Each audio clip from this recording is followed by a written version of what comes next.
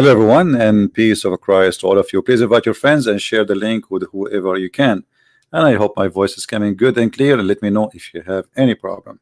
Before we start, I hope that all of us, we will have a good discussion today.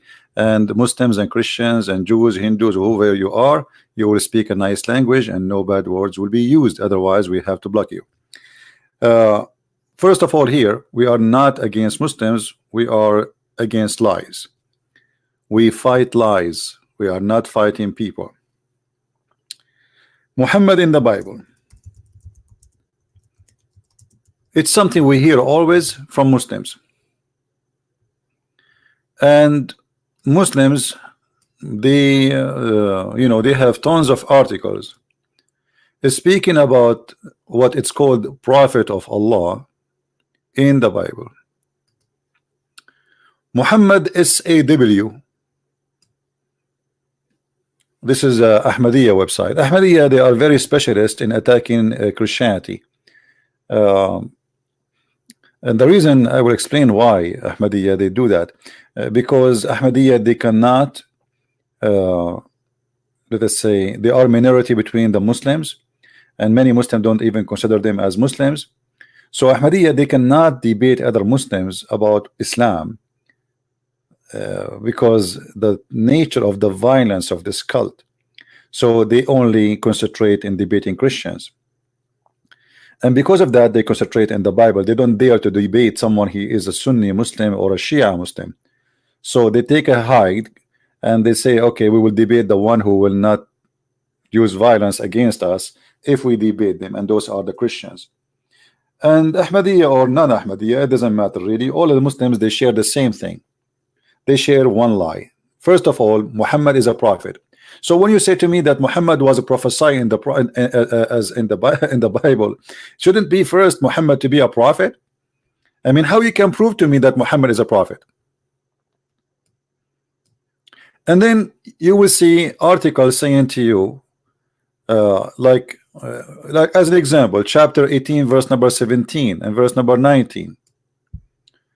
But the verse is so clear. This cannot be about Muhammad, because Muhammad is not from the brothers of Moses. Even the Quran says, we never send a messenger unless he is from the people, speaking the tongue of the people. If we go to the yellow pages of Islam, which is called the Quran, we will find the following.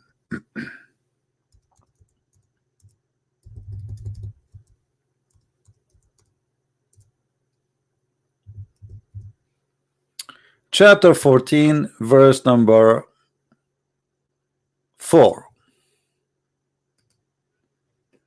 We sent not a messenger except to teach in the tongue of his own people, in order to make things clear to them. This verse alone destroy everything the Muslim they stand for, saying Muhammad is a prophet for the world, because this will be a contradiction. Allah never sent a messenger except speaking the tongue of the people, and he is from the people. So when Moses speak about a person from between them, the brothers, is Muhammad from between the Jews? Is he from the Jews? Is he a Jew? Do Muhammad speak the language of the Jew?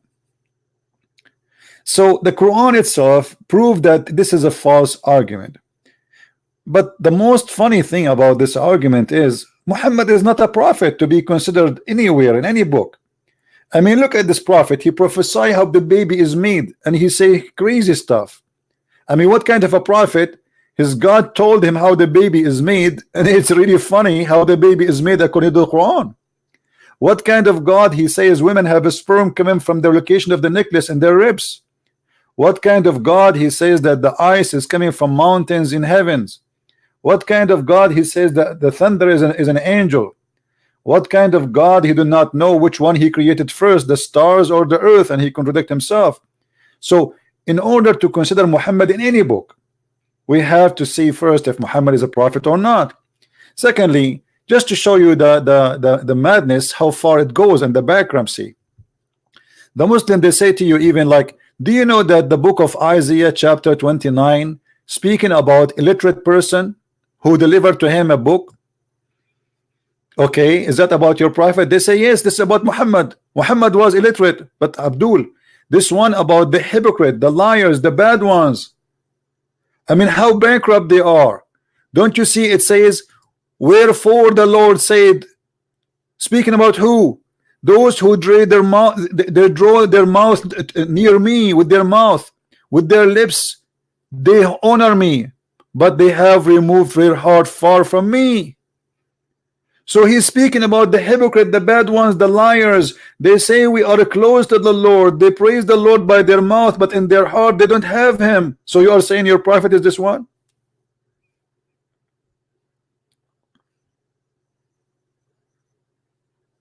I mean, do you see how much the bankruptcy does?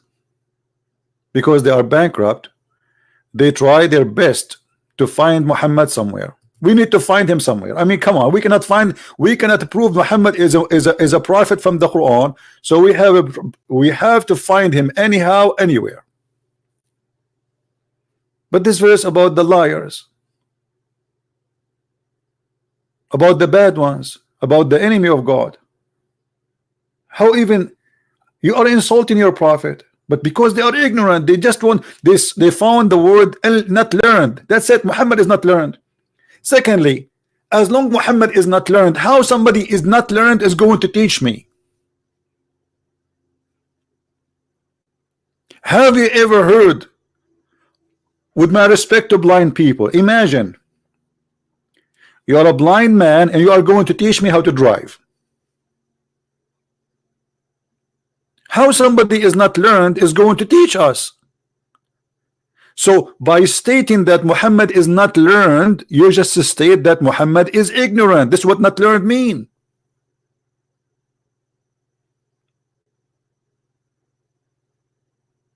So you are bringing to me a person who is ignorant, and you are saying to me this ignorant is going to give you PhD. But brother, this person is ignorant. You are the one who is saying he is ignorant. What it mean that Muhammad is illiterate? It's mean ignorant.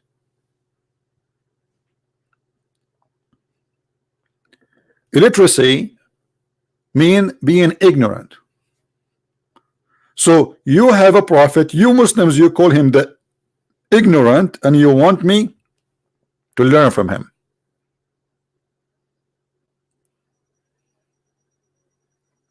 We have a Muslim saying the Muslim, they have a big sacrifice. Let me put this comment in the screen so we can laugh together. His name is Tariq. He is saying to me, the Muslims have a big sacrifice at the end of Ramadan and call it Eid al-Adha. How do you confuse Eid al-Adha with Eid al-Fitr? My friend, both Eid you have, they are al-Adha because you do Adha. Adha means sacrifice. That is your ignorance. And if you want, you can call me right now in Skype so we can laugh together about the ignorance of the Muslims who do not know even their occasion. Don't you Muslims slaughter millions of sheep and camels and goats, whatever, at the end of Ramadan? That is Adha. So you are the ignorant, not me. You have Adha after Ramadan and you have Adha after the Fitr. But because you are ignorant, you thought that Adha is a word have to do with a holiday. Adha is an act of slaughtering. And here, as long you mention this, I want to ask you why you are slaughtering. Why you are slaughtering at the end of Ramadan, and why you are slaughtering at the end of the what you call it al-Adha. Both of them are Adha. Adha is coming from the word Dhaha, which means sacrifice. So as long you are sacrificing at the end of Ramadan and you are sacrificing at the end of Fitr, so which one of them is Adha? Both, because in both you do sacrifice. And now if we ask the Abdul why you sacrifice, they will say because Abraham sacrificed. No, Abraham, he did not. In your book it says that Abraham did not sacrifice anything. So are you there, Mr. Tariq, to call me so we can laugh together? Now Tariq, he will go into nap, he will take a sleep, and he will not post no text no more. Mayday, Mayday, Mr. Tariq, are you willing to call me? Hello? Mr. Tariq now is going to make coffee, or now, no, it's time for a prayer. Just watch. It is time to pray. He have to go now. Mr. Tariq, are you willing to give me your Skype so I can call you? Hello? Hello? Hello? Okay, Tariq is taking vacation now. The confused is you. If you ask any Muslim right now why you are sacrificing at the Eid, no, my friend, you are an ignorant. You do sacrifice is not a name. Sacrifice is an act. Is that true? Do you sacrifice at the end of Ramadan? Say yes or no. Say yes or no. Do you sacrifice at the end of Ramadan? Yes or no. You say yes or no, who care? I can right now go to Google and people will see that at the end of Ramadan, Muslims, they slaughter millions of animals. Is that true, Mr. Tariq? So you celebrate Adha at the end of Fitr and you celebrate Adha at the end of Ramadan. For Adha is an act of slaughtering, is not a name. In both you slaughter. Are you there? Anyway, he's trying to change our topic. We gave him a chance to call me, but obviously he's scared. He's terrified. Maybe he need to ask Mama if she allowed him to call me. So as you see, the Muslim, they say that their prophet is this is your Skype. Okay, let me call you. Hold on. Give me a second, please. Mr. Tariq, he gave us his Skype.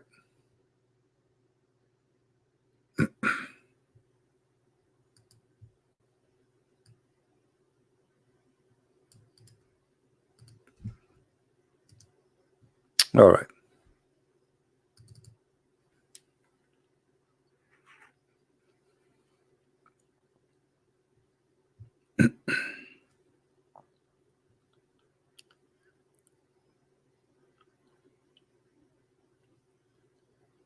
All right, we are loading Skype.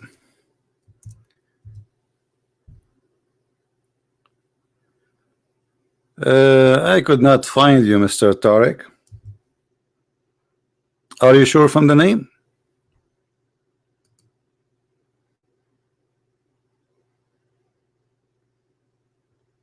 You see, I searched for your name. Let me show you. I will go to Skype.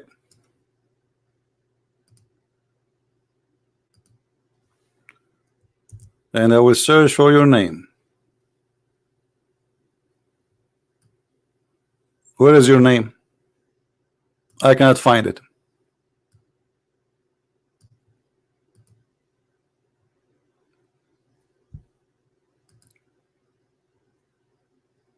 Give me a real name, my friend.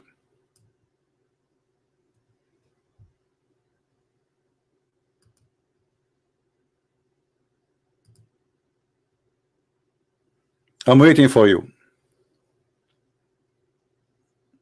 Well, we search for this name. There is no such a name exist, and any one of you can search for it too. Anyone was able to find that name in Skype?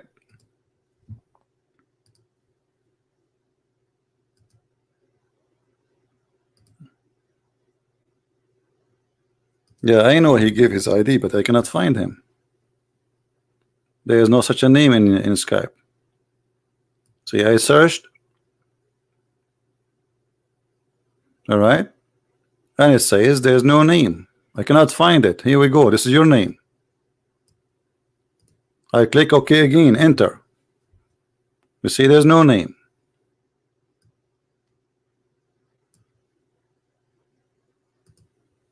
Maybe he's playing a kid. Maybe like a funny game. Anyone was able to find him? Anyone was able to find him in Skype? If the admins can try. We have a Muslim, I think. Hold on. Hello? Hello. Yes, my friend. Go ahead. Are you a Muslim? Hello. Yes, I hear you. You can hear me? I do hear you. Are you a Muslim? Yes, I am. All right. What do you like to say to us? Well, first of all, do you remember me? No, I don't remember you. Should I? You should, because I was the one who called you and tried to give you a 10-word quiz. 10 words quiz. You are the quiz guy. Yeah. But all the Muslims, they give me quiz. Which quiz of them? The 10-word quiz in Arabic. You want to give me 10 quiz? Okay. Do you like to give it to me or to your Prophet Muhammad? Because as I learned, you're a prophet. As I learned, hold on. As I learned, as you see, we are talking about the Prophet who is. Hold on. As you see, we are talking about Muhammad being unlearned. Hold on. It's a simple yes or no question. Why you are giving me a quiz, but you are following a prophet you do not know how to write, how to read? Why you don't give your prophet the same quiz? That's all you have to, answer. Okay, listen. I agree. I agree to give you the quiz. Are you saying to me I don't speak Arabic? You're going to listen to Are you saying I don't speak Arabic? Are you saying I don't speak Arabic? No, I want to know what is the purpose of this quiz. Are you trying I don't speak Arabic? Excuse me? Are you trying to say I don't speak Arabic? No, I'm not trying to say that you don't speak Arabic. So what this quiz for? What this quiz for? The quiz is to test you whether you know classical Arabic. I don't know, my friend. I am ignorant like your. I am ignorant like your prophet. Are you happy now? So what do you want to say to me? How you can prove to me that you are following a prophet of God, yet you say that he is ignorant? You do not know how to write, how to read. Nobody said he was ignorant. We say that he was unlettered. That means. What does that mean? We don't. That means he doesn't know how to write or read. Well, hold on. That's mean your Allah in the Quran did lie? What do you mean? Okay, isn't it the Quran says that Muhammad was ignorant? No, it doesn't say that. It says ummiyin. Okay, what ummiyin mean? It means unlettered. Are you sure? Yeah, I'm sure. Okay, that's one of the words. You see, you are the one who said that you have knowledge. Okay, but everybody, hold on, everybody will be laughing at you in a second. Al-Ummiyin have nothing to do with being illiterate. That because you yourself, you are illiterate. If we go in the Quran right now, and as long you are asking me to read the classic Arabic, I'll read it for you first in Arabic, and then we go to the translation. وَمِنْهُمْ أُمِّيُّونَ لَا يَعْلَمُونَ الْكِتَابَ إِلَّا أَمَانِي. What I just said, translate. Yes, illa amani. Yes. What I translated. What I said. Translate, please. Well, I heard the last one, except amani. They're wishful thinking. But I'm not the one. No. Just wait. You just said to me that your prophet, he is ummi, but the Quran saying that the word is ummi is the one who is ignorant in the book. Yes or no? Unlettered in the book. Thank you. So he is not illiterate then. He is illiterate in the book, correct? Yes. He doesn't know how to read or write in the book. Okay, so he do not know the scriptures. Is that correct? No, doesn't know how to read or write in the book. My friend, it says وَمِنْهُمْ أُمِّيُّونَ لَا يَعْلَمُونَ الْكِتَابِ. Which kitab? لَا يَعْلَمُونَ الْكِتَابِ. Yes. What the word kitab mean? Doesn't know how to read or write in the book. And which book? Which book? Does not know the book. Which book? وَلَا يَعْلَمُونَ الْكِتَابِ. Which book? And which book? Which book? Which book? Which book? Okay, Muhammad, he do not know what is in the book. Which book? Could you repeat that verse again? My friend, so you were answering me all this time, and now you are asking me to repeat it again. I'm asking you, which book he do not know how to read? It says, أميون لا يعلمون الكتاب لا يعلمون الكتاب. There's a certain book. Which book? الكتاب, not kitab. الكتاب, which mean a certain book. Which book is that book which they do not know it? It's not talking about the Prophet Muhammad. Which verse is that? Women, okay. It doesn't matter. You are the one who said to me that the word ummi. Listen. Aren't you the one who said to me? You are the one. Hold on. We cannot talk in the same time. You are the one. You are the one who said to me. You are the one who said to me the word ummi. The word ummi. Okay, let me get you busted. Okay, let me get you busted. Hold on. Let me get you busted in front of everybody. Okay, hold on. Which verse is speaking about your prophet? Let us go to business right away. Which your verse in the Quran says that the prophet is ummi? I don't remember which. Okay, I will remind. Okay, I don't remember which. Shall I help you? Shall I help you? Is that okay? Do you want me to help you? Okay, sure. So if we go here, we will find chapter 62, verse number 2. It says the following: هو الذي بعث بين الأميين رسولا منهم. Translate. Which one is that? It looked like you know very much your book. No, no, not really. I just said. Everybody heard me. You look like you are very nervous. I just said chapter 62 verse number 2, and you said to me which one is that because you are nervous, you're not listening. Chapter 62 verse number 2. Okay, he who was raised in Ummiyin. Okay. So what? He is one of them, right? He is Ummiyin. He is from the Ummiyin too, correct? Ummiyin, yes. Okay. So he was. Does that mean that Muhammad? Okay. Read or write. Okay. So you are saying to me that Muhammad was sent only to those who do not know how to write, how to read, because the verse saying he was sent from amongst the unlearned. That's not what it says. That's what it says. Everybody, this is your translation. This is your translation. He is from the illiterate. And he is one of them. The unlettered people, he rose. He raised a messenger. Okay, but he is one of them. All of them, they do not know how to write, how to read. It says among the unlettered. Yes, that's mean all of them. My friend. وهو الذي بعث في الأميين رسولا. He sent them from between the Ummiyin. Don't tell me now you don't speak Arabic. Don't play games. So the verse saying clearly that Muhammad was sent from a people who they are illiterate, and he is one of them. Correct? From people that were illiterate. Okay, illiterate. Yeah, illiterate. Okay, what kind of religion believe that everybody in Mecca was illiterate? No, it doesn't say that. It says that. It says he was sent from among them. Among who? Those who they are unlearned.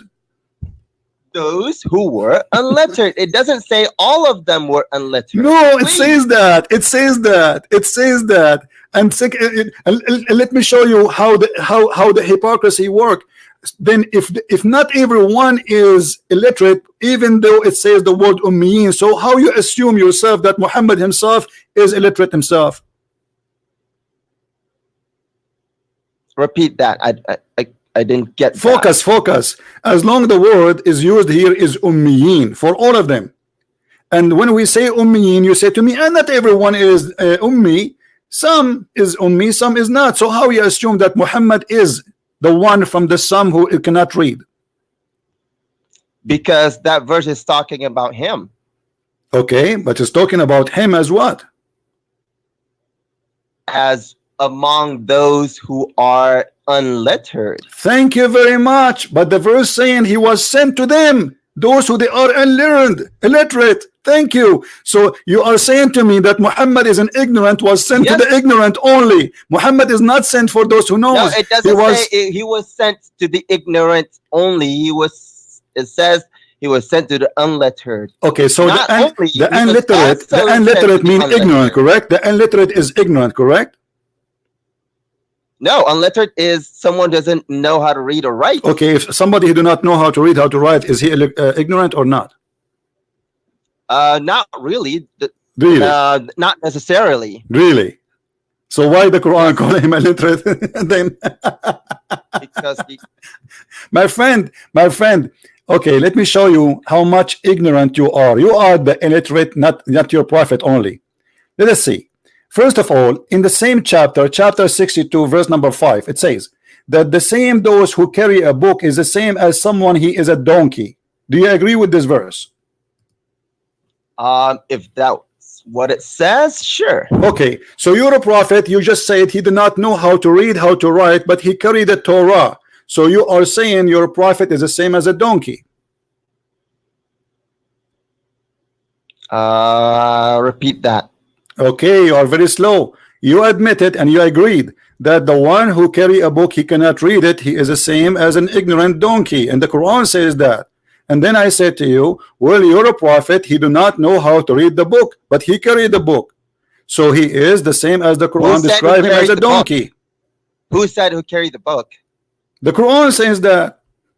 No, the Quran doesn't say Muhammad carried the book. Anyone who carried the book, who cannot read it, he cannot understand it, he is the same as a donkey. Read the verse. But Muhammad did not carry any book.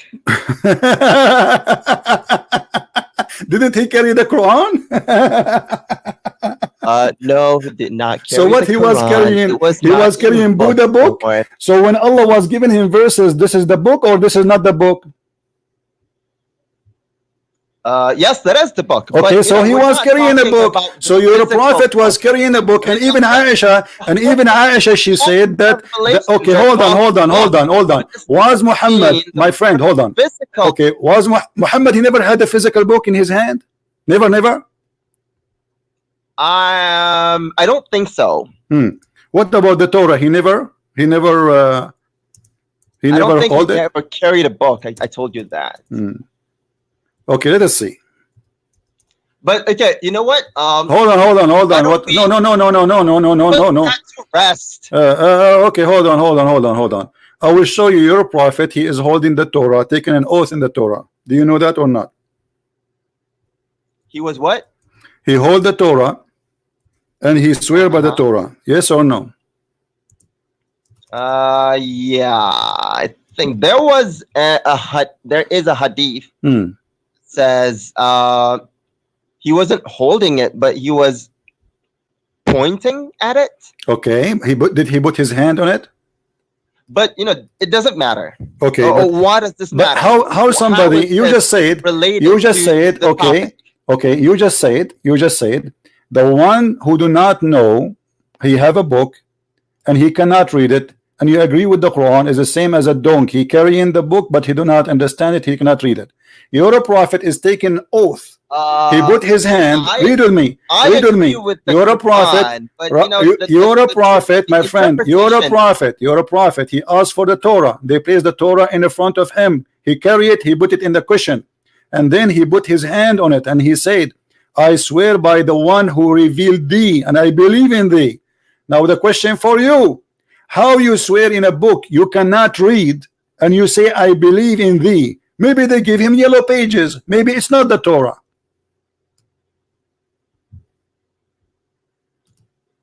Well, he had people, he had people that could read for him. My friend, you just told me that the prophet do not know, and he was sent from between those who do not know. Suddenly now everybody knows. He is sitting between the Jews. The Jews, they gave him the Torah according to the story here, and he put his hand in it, and he took an oath in it. So how he swear by the Torah if he cannot read the Torah? How he say, "I believe in thee," without knowing what is inside thee? It says, okay, I believed in thee, and in okay. Okay. So then with projection from beneath and place a Torah on it. I believe in thee and in him who revealed thee. Okay. Don't you think this is stupid behavior to say, to give you a book, you do not know how to read it, and you say, I believe in thee and the one who sent thee? Maybe they give me a book of Mickey Mouse. How I know what book they gave me? He had, companions around him that could read. So you're a prophet. He is dependent on the companion, yet he say, I believe in thee. But he did not even read thee. They just gave him a book in the front of him. He did not read anything. And nobody read for him. He just put it there and he placed it and he said, I believe in thee. Which means from cover to cover. And no, it doesn't say from cover to cover. Oh, when you say I believe in thee, it's mean I believe in thee. The what? The Torah. Yes, the what? The what? The Torah. So yes, the Torah which they the Torah which they placed, the Torah which they placed. Okay, which Torah? Which Torah? Which Torah? Hold on. Which Torah? Would be the whole book. Oh, yes, the whole book. Yes, the Torah. The Torah is the Torah. Okay, hold on. They place a book in the front of him in the cushion, correct? Okay, he said, I believe in thee, which means whatever that book is saying, he believe in thee, correct? Okay, and then, that's me. Muhammad is a false prophet, because Muhammad and you Muslims don't agree with the Torah. This is the Torah of the Jews, which don't agree with Islam. So how you Muslims, you agree with it? How Muhammad agree with how he say, I believe in thee? What's the grade of that hadith? Could you tell me? What the grade? I don't know. What do you think? Maybe da'if? Yeah, so if it's da'if, then... No, it's not da'if. It's not da'if. Bad news for you. It's weak. You can't use it. It's not da'if. It's not da'if. Bad news then for what you. Is it? Listen. Is it sahih? It is sahih. Yes, this is Sunan Abi Dawud, and this is one of the books of Sahih Sitta, 6 books of authentic, and this is Abi Dawud. So don't play the game. So just because it's from Sunan Abu Dawud doesn't mean it's authentic. Okay, so you are saying to me, okay, let me ask you, that will lead us to something, that Islam is not authentic religion. We cannot depend on Islam resource because Islam is full of lies. Is that what you are saying? There are lies. Okay, yes, who is the one who made the lies? Who is the one who made the lies? The Muslims? Not the Muslims. Who is the one who wrote this hadith? What? Who is the one who wrote this hadith? Is he a Muslim? Is he Hindu? Is he a Christian? Who is the one who wrote this hadith? I don't know. Read the what do you call it? Abi Dawud is a Muslim or he's a Christian? Yes, Abu Dawud was a Muslim. And why he write it if it's a lie? It's not a lie. It's only a lie if it's, a second ago you was trying to play the game. It's a lie. So it's a lie or it's not a lie? Is it a lie or it's not a lie? Well, there's a gray side of that. There is a gray. Islam is a gray. Islam is like a transgender. It's not so. It's not male. It's not female. When they want, they believe in something. When they want, they play the game of this is not very much sure of that story. So listen, you are trying to play a game, and we will play it with you. Let us play this game, me and you. You said you called me to give me a quiz. I'm giving you the quiz now. How you as a Muslim you will know that this story is accurate or not? Look at the chains. Okay, in the chain it says Hassan. Okay, so it's Hassan. Thank you very much. So you cannot say that means it's authentic. It's not authentic. It is authentic. Hassan. Do you know what Hassan means? Do you speak Arabic? What? What Hassan mean? It means good. Good. Thank you very much. The hadith, guys, is good. He is saying it's not authentic, even though it says they're good. According to him, it's not good. You're confusing your audience. We have grades here. My friend, yes, the grade is good. The grade is good. The grade is good. You just said that. So the grade is good, but the hadith is bad. No.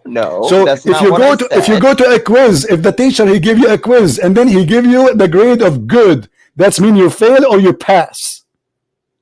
You pass. You pass. So stop playing games. This hadith pass. This hadith pass. It is good and it's not da'if and it's not rejected and it's not maqtu'a. And it's not marfu'a, and stop playing it. So listen. Now, do your prophet in you the book or not? Well, What did the prophet? Do what? your prophet knew the book or not? The Torah. Of course, he knew the book. How he but knew it? Did not know how to read. How he knew and it? Write. How he the knew it? book. How he knew it? What? How he of knew course, it? God told him. Okay. Told him God what? who revealed to him. Told him what? What? Told him what? Okay, show me where. Okay, show me in the Quran the Torah. If Allah told him the Torah, then the Torah should be in the Quran too. What is the Torah in the Quran? The whole Quran is the Torah. The whole Quran whole is the Quran Torah. Why? Is the Okay. Injil. Okay. The whole Quran is all the okay, hold on.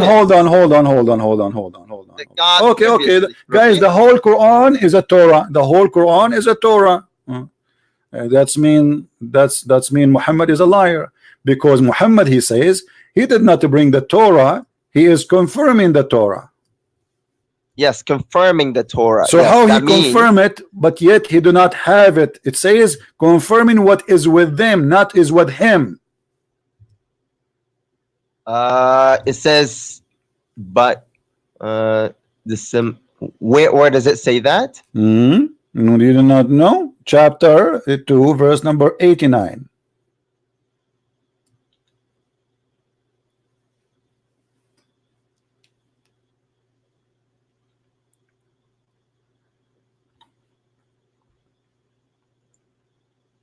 By the way, why does this matter? We're not talking about the topic. No, this is the topic. We are talking about Muhammad in the Bible, and now we find that Muhammad is ignorant in the Bible. He is ignorant in Islam. He cannot even read or write, and he is ignorant like you. Now, don't change the topic. You are in the corner. How Muhammad do not know? How Muhammad do not know how to read, how to write? Listen.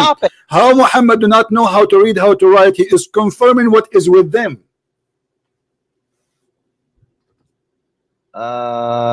Okay, when they're confirming. Yeah, cough. Yeah, cough. That will help. That will help, brother. Don't forget to say Alhamdulillah. So confirming what is with them. Yes. How he confirm what is with them if he do not know how to read what is with them? He doesn't have to read. What do you mean? It is he who okay, hold on. He do not need to read, but he confirm what is with them. How stupid is that? I mean, you give me a book, you say I do not know how to read it. I'm going to confirm it that this is true. I mean, this is crazy. How he confirm a book he cannot read it? This is how. Let me tell you. Tell me how. Okay? Okay. Confirming doesn't that when he was going to confirm it, it means that whatever the Quran says, if the Bible or the Old Testament or the New Testament that they had with them, if those agree with the Quran, that means the Quran is confirming. All of this is coming in this verse. All what you just said to me in this verse. No, it says, and when there come to them the book from Allah confirming what is with them, not with the agree with what agree with. Where will you get this from? Yeah, confirming whatever the Quran, whatever the Bible agrees with the Quran, that is with them. My friend, the book is saying the verse in the front of you, the verse in the front of you is not saying the Bible agree with the Quran. It's saying the opposite. It's saying the Quran agree with the Bible, which means whatever is there, he is confirming. It's the opposite. So whatever is there, he is confirming it. So Muhammad did not know how to read, how to write. Not whatever is there. The Quran is confirming. Confirming what? Confirming by repeating what should be in that book. Where do you get this from? By repeating. Where do you get this from? By that verse. Where it says that? It's just confirming what is with them. Confirming what is with them. Okay, when I say I confirm what is with you. Okay, what is with the Jews? Okay, let me ask you. I repeat something okay. is from another book. All right. Do the Quran agree with the book of the Christian and the book of the Jews? What? Do the Quran agree with the book of the Christians and the book of the Jews? Some of the parts. Like what? Some parts. Like yes. what? Like what? What? Like there is only one God. The Quran says there's only one God. Yes, it does. As I know, the Quran says there's many gods. No, it doesn't. Okay. The Bible. Let me ask you. does. Okay, hold on.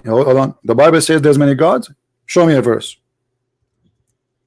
I don't. I can't get it from the top of my head. Okay, let me show you my verse then. You cannot show me your verse. You are lying. I can show you my verse. Here we go. Chapter 37, verse number 125 says that Again, we're not Allah and Baal, both of them, they are creators. Do you agree with that? We're not talking about this. So why Allah, if Allah is the only God, how Baal is a creator in the Quran?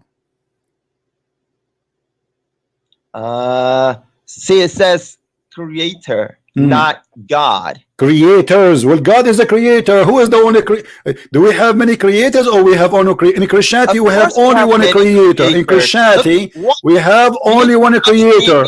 In Islam you have many in Islam you have one creator or many creators? We have many creators. Really? Who named them for me? Baal. Start with Baal. Who is next? Let's start with the TV. Okay, if you watch TV, you can say. No, my friend. No. Stop lying. In the religion, when we say creator is the one who give life. Do you agree? No. Okay, let me shut you up then. The Quran will shut you up, not me. The Quran says that, not me. So you just said the Quran is a lie. Thank you very much. Here we go. This is the Quran. Hold up. When masters they speak, kids they shut up. You just said no. You are accusing your God that he is a liar. Chapter 22, verse number 37. Read the verse for me. Show it to me. It's in the screen. Cough, yeah, cough. That will help. What? I can't help it. I know. Does it say that the one who is creating a fly is worthy of worship? And that is the creator? Okay. Oh, man. So why you are lying and saying creating a TV? Creating a TV is making a TV, not creating. No. I'm not talking about making the TV. You need to watch it. I mean, you can.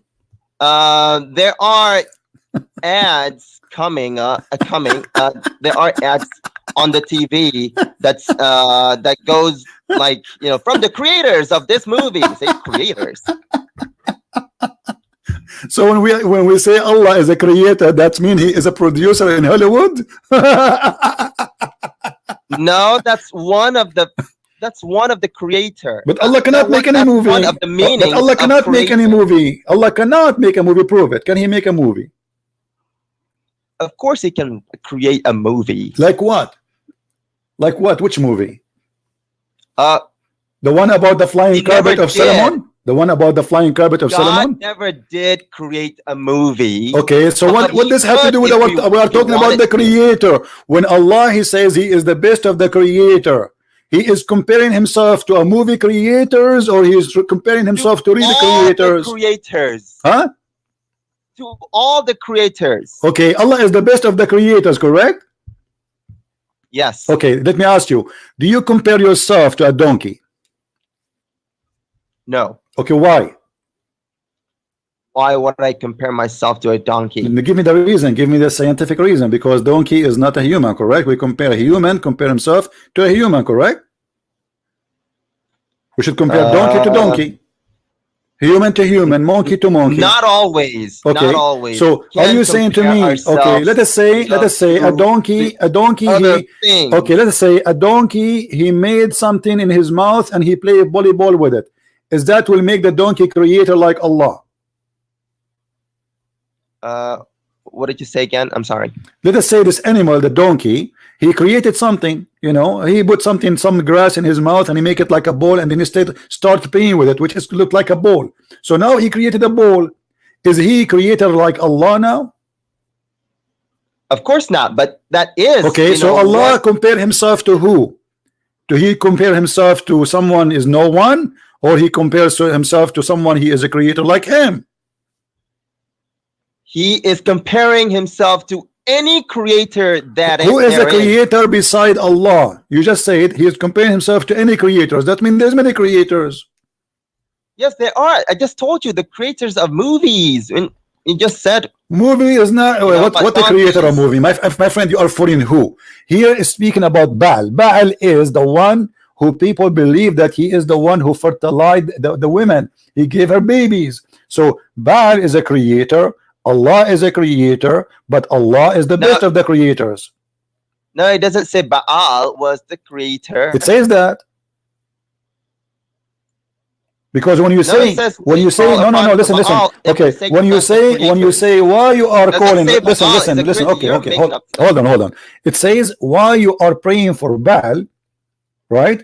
When Allah is the best of the creators, which means Baal is a creator, but Allah is better. No, it doesn't mean that. It mean what? That. Okay, let me ask you: if there is anyone he created creatures beside Allah? Creation, no. Creatures, no. But there are creators of other things. Are you sure from that?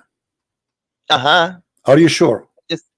I just told you, you know, creators of movies. The one who create a living being, is he God? Yes. Okay, that is Jesus, my friend. The Quran says that Jesus created from the mud, a bird. Okay, where does it Jesus say that? Is a God according to what you just said. You said a human being.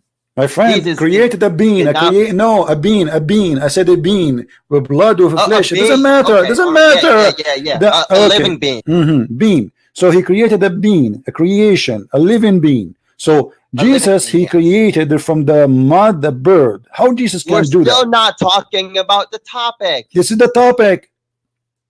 No, the topic is Prophet Muhammad was found in the Bible. Okay, hold on. Okay, Muhammad was found in the Bible. Go ahead. What do you want to say to us? Go ahead. There we go. I don't know. I mean, never okay, sure. Do you want to finish that one first? My friend, finish whatever you want. You are the boss. I'm listening. I'm learning from you. Go ahead. What do you want to say? Okay, well, I think that Muhammad is mentioned in the he was mentioned directly in the original revelations of God, in the original previous revelations of God. Right. Maybe not so direct anymore because of our Islamic position that the Bible has been corrupted. So is the Bible corrupted? Is the Bible corrupted? That's the Islamic position, yes. Where how you can confirm that to me?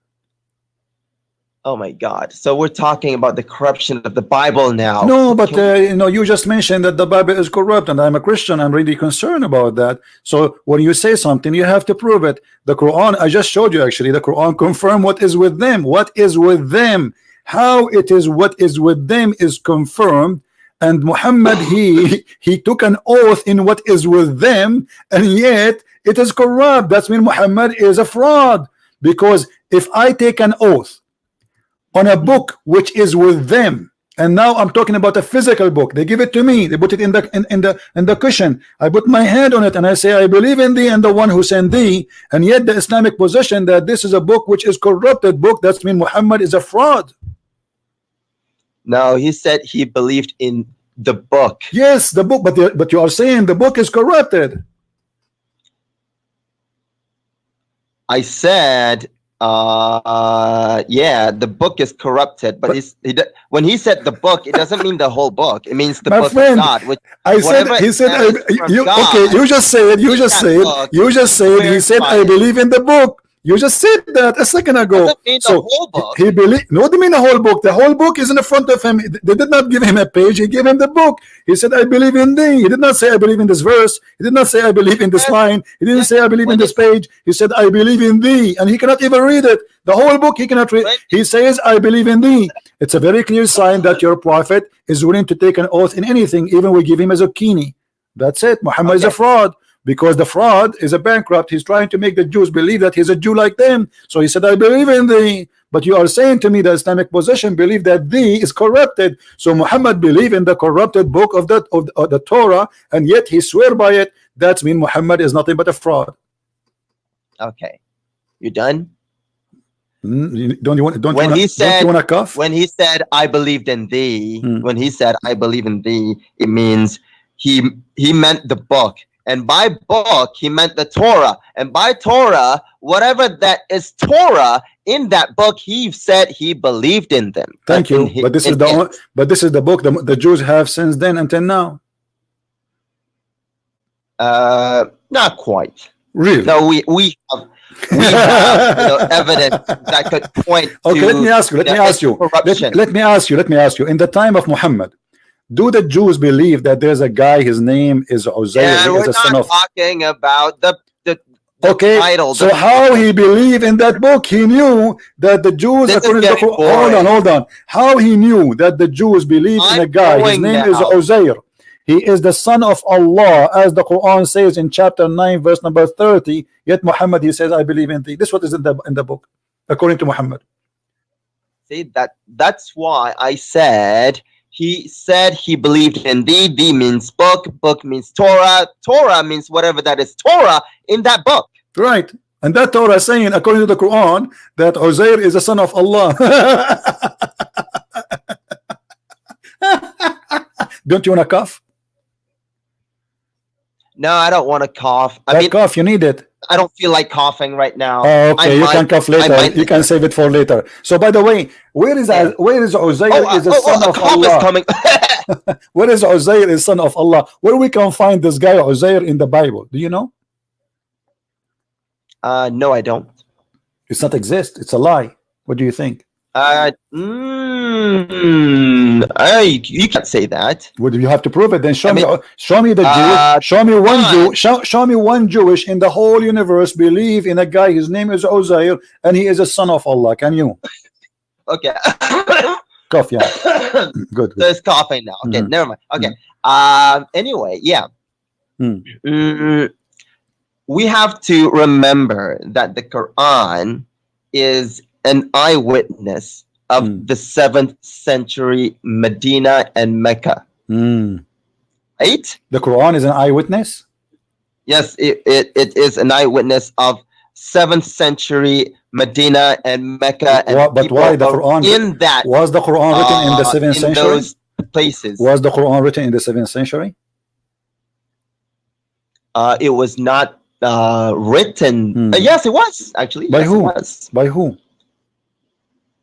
By Muhammad's companions. Muhammad companion. What is their name? Who is the one who wrote the Quran? I don't remember all of their names. Okay, I think it's time to cough now. Listen, as long as the Quran is written by the companion of the Prophet, is the Quran corrupted like same as the Torah or not? No, the Quran is not corrupted. Okay. Because the Quran main method of transmission is not written in written form, but in oral. Is it true that the Jews, they sent a goat, she was working for the Mossad, and she ate the Quran? Yeah, sure. Why not? Okay, so how you say to me it was not written by the companion, but the Prophet, he have the Quran under his pillow? Cough, yeah. Yeah, say it again. There is Quran under the pillow of the Prophet, and the goat ate it. Yeah, okay. Okay, why the goat ate the Quran and Allah did not stop the goat? Why would God stop a goat from eating anything? Okay, isn't it Allah, he said he protect the Quran? Yes, it doesn't mean that book that the goat ate. Okay, but the goat ate the chapters of a breastfeeding and stoning to death. Can you recite for me the chapter of stoning of breastfeeding for adult 10 times? No, I can't. Why? Because the goat ate it. No. Do you like to cough? No, I would not like to cough. Okay, but then you have to give me an answer, because the goat ate the verse and now we don't have the verses in the Quran. So where is the verses? No, there was no verse like that. What do you mean? The verse in the front of you, it says the verse of stoning and the breastfeeding for adult 10 times. You're a prophet. He taught Muslim women they have to give their nipples to a stranger to suckle it 10 different days until they are satisfied. And this was the verses in the We're Quran. talking about many different topics at one time here. What different topic? Here we go. It's in the losing front of interest. you. No, listen, you can cough if you want, but you have to answer.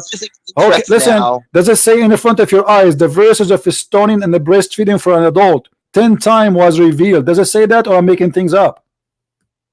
Yes, it does say that. Okay, so where are they? Where are? I'm losing interest. Can I hang up now? Where are they?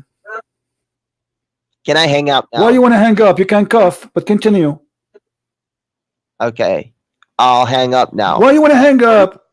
Because we're not talking about the topic. But okay, but you just said to me the Torah is corrupt, but the fact the most corrupt book is the Quran. Even your God could not stop a little goat. It's meh. He could not stop a goat. You can cough if you want, but you have to answer me. Why don't we just agree to disagree here? Oh, we agree. No, I agree to agree with you. I agree with you that Muhammad is a fraud. He's illiterate. There's no way Muhammad is a prophet of God. And the proof, look at those stories. I mean, he says to us in the Quran that Allah will protect the book. Not only that, it says that it is on Allah to collect the book, but Allah did never collect the book, which means proving Muhammad is a false. But in the top of that, we find that Allah could not even stop a little tiny goat. Why would he stop at goat? I don't Because this is his understand book. why would God want to do that. Okay, is it I asked you, did Allah promise to protect the book? Correct? You said yes. Correct? Yeah. Okay, so how he did not stop the goat? Because, why would he? Tell me, why would he? Because he promised to protect the book. This is his book. The book is not a physical book. You gotta understand that, man.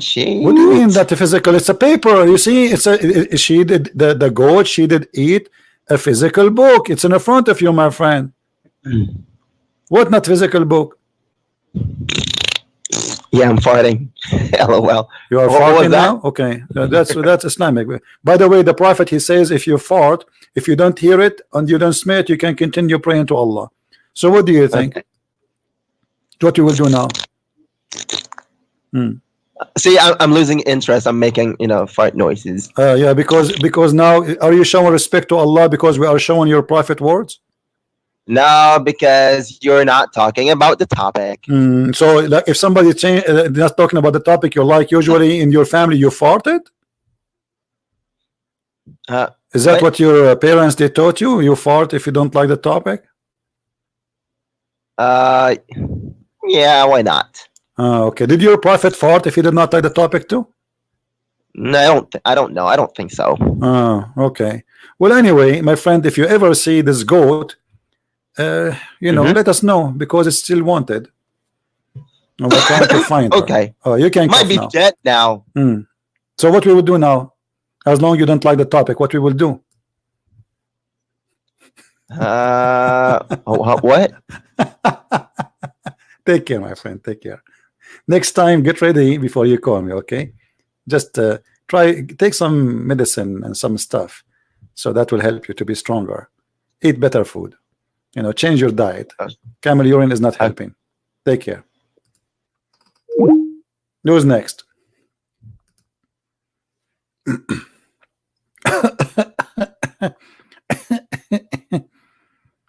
Yeah. This is Islam.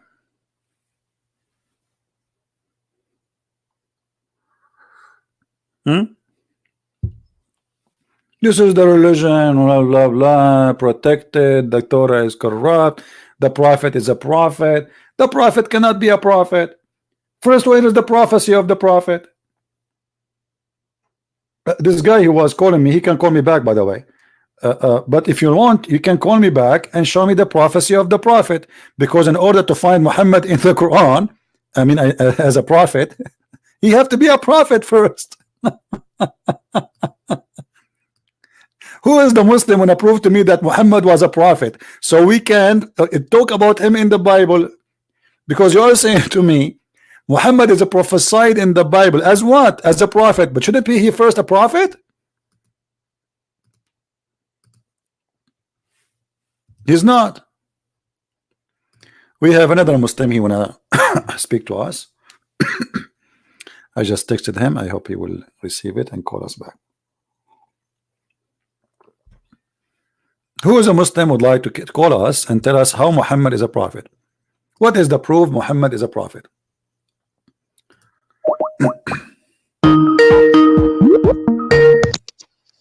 Yes, hello. Yes, Mr. Ali, how are you? I'm fine, thanks. How are you? I'm fine. You are live on air, and we were saying Muslim, they say Muhammad is in the Bible as a prophet, but shouldn't you prove to me first that he is a prophet? What do you think? Yes, of course. If someone claims to be a prophet, he first needs to fulfill the things that Okay, the prophet well, how does. Muhammad became a prophet? Give me a reason to believe Muhammad is a prophet. Go ahead, I'm listening. For me, in my opinion, a prophet is somebody who claims he has a message from God, and Just he a claim, or I convinces can people claim. with this message. And I can claim that too. I mean, if somebody just a claim, I mean, anyone can claim. There's many people they claim to be these days, even these days now, they claim to be prophets. Yes, of course, you're right, but I mean, the message of God is usually different from those of. I mean, if Like a prophet what? says Like something, it's breastfeeding for usually different adult? from what What people about say, right? what about a guy? He advised the followers, the females, to give their breast to a stranger, and they should suck it 10 different times. Is that from God? Of course, in my opinion, I heard this before that you mentioned this. I watched almost all of your videos. That's why I know most of the things that you said. But for me, in my opinion, it's not. I just want to mention that I'm a Shia Muslim. I'm not a Sunni Muslim. Oh, you are a Shia Muslim. That's even better, my friend. So let us talk about Shia. Yeah. Are you Yeah, I would like. are you very well versed in the Shia books, or you are so-so? Very well versed. Like, I'm not an Arab, first of all. I'm Iranian, so. You are welcome, my friend. I like Iranian people. I respect them a lot. Welcome, welcome, my friend.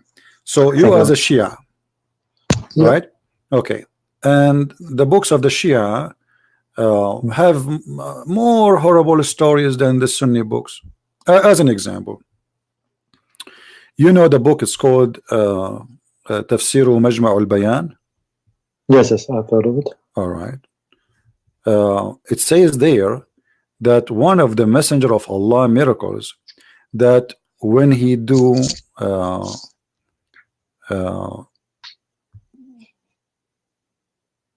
excuse my language, when he do poo-poo, the earth will open and will eat his poo-poo, and his pee smell like perfume.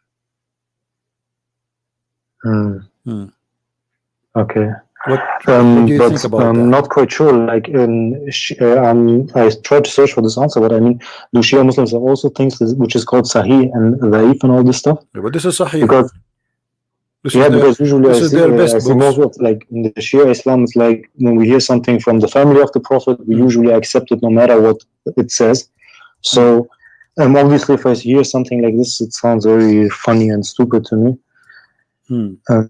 Okay, so how you as a Shia, you can verify for me that Muhammad was a prophet? As I said before, for me, in my opinion, it's because of the message that he basically gave. The message for like all mankind. Like what? Give me one. Give me one thing fit to be good for all mankind. Like what? Killing each other? No. Okay, but Muhammad he says. But Muhammad he says that he have to kill all the Christians, all the Jews in the Quran. Yes or no? Like, in my opinion, it's more about in the context of this. How it when he said my this. My friend, the verse is so clear. Read it. You know how to read English? Yes, I know. All right. So in chapter 9, it says, verse number 29, fight those who don't believe in Allah. As simple as that. Not those who fight you. No, fight those who don't believe in Allah from the Christian and the Jews until they pay the jizya. Fight them, which means fight in the way to kill. Fight to kill. About those Christian and those Jews, which Allah expect them to fight the Muslims one day. Okay. But maybe Allah knows that these people will one day if they become stronger. It is Muhammad is the one who attacked them. What the Muslim expecting them to fight them one day? I mean, this is funny. He just said, fight those who don't believe in Allah, nor by Muhammad, nor by the religion of the truth, which means supposedly Islam, until either they convert or they pay. It's a gang mentality. So why, if I pay you, you let me live? You don't care if I believe or not. If I pay you, I can stay as a Christian, and okay, I will worship Jesus as God. So why Muhammad is concerned about me paying him, and I will stay alive? Is that because he's a gang leader? Because maybe he thought, like, because there would be some people, because they're afraid, they would say, yeah, okay, I will convert to Islam, because maybe he knew that he implemented this rule because he was also a state. So you are saying he is the one who implemented this rule, not Allah? Yeah, that's now hard to answer for me, because I think what he did was through, like, okay, can you read for me? Can you read for me the verse before it, verse number 28? Yes, can you scroll a bit up? It's still on 29. It's in front of you. In the first 28? Yeah, verse number 28. Okay, no. Yes. Yeah. O ye who believe, truly the pagans are unclean, so let them not after this year of theirs approach the sacred mosque. And if you fear poverty, soon will Allah enrich you, if He wills. How Allah out of His bounty for Allah is Allah all-knowing and all-wise. And if you fear poverty, you know what does that mean, right? You will get poor. Yes, sir. Okay. Yes. What is the solution? Attack the Christian and force them to pay jizya. Do you see it? So it was about money. Yes. So Muhammad is not ordering to do jihad for the sake of Allah. He's ordering to do jihad to steal the money of the Christian and take them as bounty and take their money, so the Muslims, they will not be poor. So it was not a solution to spread Islam. It was a solution to enrich you. That is a gang leader, my friend. And the verse is in front of you. This is the Quran. Yes, and so what does the scholar say about this? I don't care what the scholar. You can tell me you are a Shia. You know, you can open any Shia, but it's obvious. Isn't it obvious? You are a smart person. You are you're an adult. You can tell. Okay, here we go. Now we forbid the pagans from entering the Mecca. So now no business, trade business will be gone. We killed the Jews, run away. The Christian run away, and now we will not have money. So he said, okay, don't worry. Allah will enrich you. Go attack the Christians, attack the Jews, and take their money. So it was not for God. It was for filling their belly with the chickens and shish kebab. Okay, so now I understand your point in this, and I'm quite not sure what to answer about this. But I want to say, so why did Muhammad just mention the Christian and the Jews? I mean, on the world there were many other people, right? So thank you. This is additional proof that Muhammad is a false prophet, because he's a false prophet. Around him there's nobody except those. So he said the Christian, the Jews. He never mentioned the Hindus. He never mentioned the Buddha. He never heard of them. Secondly, in different verse in the Quran, just to show you how hypocrite Muhammad is. In the beginning, because now he do not need to reach the Arab following him, things was fine. So he said the Christians and the Jews will go to heaven. Is that correct? Yes. Okay. How those who they will go to heaven now, today we will kill them? How that it change? Yesterday they will go to heaven, today go and fight them and kill them and take their women and take their money. How that can be true? Yeah, that can't be true. I mean, right? How this sounds now, it's like, yeah, it sounds like when he was weak, obviously he wanted to say this, and right. So when he became strong, when he was weak, thank you very much. When he was weak, he was a hypocrite, and then he gets stronger. Now he do not need them. Okay, kill them all and take their money. Correct? But I mean, what would be the other solution? I mean, if a prophet comes and from the beginning he has many prophet opponents, of God, my friend, a prophet of God, he stands to the truth, not to the money and the business. What solution? I mean, if God is with me, who could be against me? What will happen? I would die from hunger. Jesus died on the cross. So what is worse can be happening? He did not say go and kill them. Still he did not say okay, go and kill every Jew. He's in the cross. He said, Father, forgive them, they do not know what they are doing. So he will go, he's in the cross, and he should be now cursing them, should be angry from them. I mean, what more is than putting nails in your hands, putting nails in your feet, shooting you with the arrow, making you die slowly in the cross, crucified. This is what crucifixion is about, torture. They are torturing him alive, and yet he is thinking about how to save them. While Muhammad, you are saying to me, it was a solution, and the solution is what? To reach their belly. If they are truly believers, well, isn't it believing is about, okay, grow your goat, live in the desert as before, pray to Allah, live in peace. You do not need to attack the neighbors and take their women. Correct? Yes, that's correct. Okay. I understand this, but I struggle with this topic for a long time now. I mean, I watched almost all of the debates, and I just can't understand. Like, I mean, all of my friends are Muslims, basically my family and everyone I know. I mean, in the world there are so many Muslims who should know all this stuff, but I mean, why there has to be something why the Muslims still are not, most of them are not bad people, right? I mean, if this is the doctrine of the religion, if this is the main part of the religion, how is that possible? Ali, I do not know you, you do not know me, correct? And I am assuming you are a good person. This is not about me and you, my friend. This is about belief. So, and belief will have an impact on you. So now, if Ali really believe in this, he is going to come and kill me. Belief can change you. Belief can make you either bad or good. So we have Muslims who they are Muslims by name. I just came from Europe. I went to Germany. I went to many countries, and I saw how Muslim girls wearing jeans, putting makeup. I mean, they are Muslims, but Muslim by name. Muslim men wearing a bracelet and wearing jeans, and they are not practicing Islam, and nobody is praying, and nobody listening to music, blah blah blah. So Muslims are people like everybody, but not everybody knows what his religion is. The second you are a person who knows Islam very well, there's one of two things: either you will become like ISIS, or you will leave. So you want to say that like 99% of the Muslims basically are not they Muslims. Don't know. You know nothing. You yourself, until now, with my respect to you, you know nothing about Islam. Yeah, mostly that's true, because I can't also read Arabic. Okay, so I mean, you as a Muslim, or what you know a little bit about Islam. Like Islam teaches you to believe in one God. There's a prophet. His name is Muhammad. We have to pray 5 times. Blah blah blah blah. And then we, as a Shia, we beat ourselves for Al-Hussein, Al-Hassan.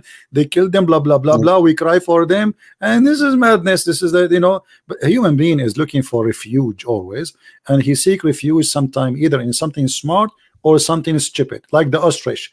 The ostrich is a bird.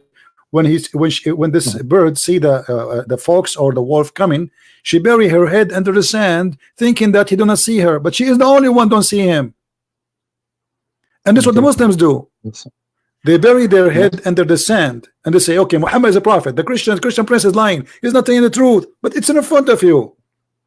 Okay, but I mean, CP, like, you know that the Shia, like we Shia believe that the family of the Prophet, most of them, like 12 of them, they got killed basically for spreading the Islam against the Sunni Muslims. That's why I believe so much in the Shia. Ali and his children, they are more criminal than Muhammad himself. Ali, he burned people alive. What Ali? The Shia, and you know that the Shia are proud about how many people Ali killed, correct? Yes. Okay, yes. so how we can be proud about this guy? I mean, we are talking about what? We're talking about people serving God or about criminals. So our best man is an official butcher. He burned people alive, and then we are proud about him. And not only that, the Shia have tons of stories. Like yesterday, we were talking about, they asked Ali about things nobody know. A Christian monk. I mean, I never saw people. With my respect to you, I'm not trying to insult you, but Shia books is amazingly crazy. Just yesterday, we were showing people what the Shia say, that there's a Christian monk. He came to Ali and he asked him a question, and he said to him, I will ask you about something nobody knows except one person. And who is that person? Ali, for sure. And he asked him, what is the ladybug? The ladybug, according to Ali, is a woman. She I forgot, she was what? She did witchcraft, I think, to her husband. And the bear, he was a homo. let me put it on the screen. Hold on, let me find it again.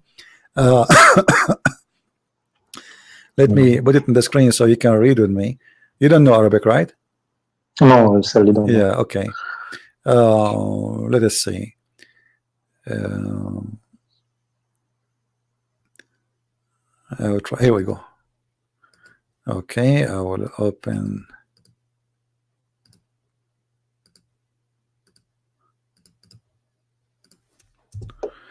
I will use Google Translation because it's in Arabic, as you know, everything in Arabic. You can do it in German. I know German. I don't know. Okay, well, but I will not be able to read then. Then you have to read for me. Okay. You know, because the only German I know is Achschnischmachtischnacht. I don't know what does that mean. Don't ask me. All right. So here it says, let us use Google translation. But you know English, so we can use English, right? I mean, it's this is for sure. Translate to English. All right. Here you will see they are saying this guy, this monk, supposedly he asked Ali about things nobody knows except one person only, and that is Ali. He want to be sure that this is the guy. So he asked him. He said, I want you to tell me about those animals. There's 24 animals Allah he cursed, or let's say 24 kind of human. Allah cursed them and make them into animals. He started with the elephant. He asked him, what is the elephant? What he was. He said, Ali is talking now. As for the elephant, there was a man who come to the beast. He do sex with the beast, with animals. So Allah cursed him and make him elephant. And then about the rabbit was a woman who did not does not wash after masturbation.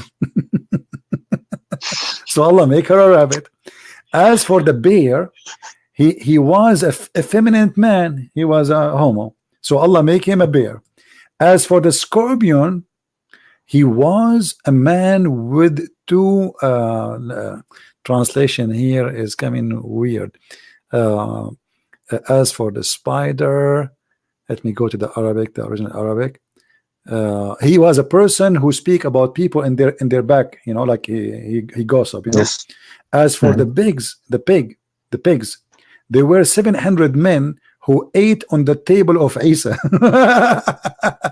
And after they ate in his table for 40 days, they did not believe. This is a good one, no? Oh my God. So they ate in the table of Isa for 40 days, and because they did not, and they are 700. I mean, how big the table of Isa, my friend? This is bigger than all McDonald's in Germany together. So, and then he says, as for the monkeys, they were 500 men of the Jews who walked in the Sabbath. You see what happened if you walk in the Sabbath? And this is supposedly happened. Like this is Ali talking. Or are you kidding me? Don't say that to your Shia. Your family will kill you if you say this not happened. Don't make fun of it. Be careful. Be careful. This is Ali, my friend. Ali is talking. As for the spider, it was a woman which is her husband. She do witchcraft to her husband. This was the spider. It was a female. Yeah. No. And then as for the turtle, even the turtle, man. As for the turtle, it was a man who the translation here is very weird. The turtle, hold on. Where is the turtle? Yeah. He used to like play with the scale, like when you buy tomato, you buy 1 kilogram. He steal one of them, you know what I mean? So he is not decent in his business. So Allah made him a turtle. As for the lamp, it was a man who dig the graves to take the coffin of people from after they die. He steal the clothes of the dead one. As for the ladybug, she was a woman who called her daughter-in-law husband to her bed. And actually, look at here. I mean, Ali must be right. Because ladybug, even in English, her name is Lady. But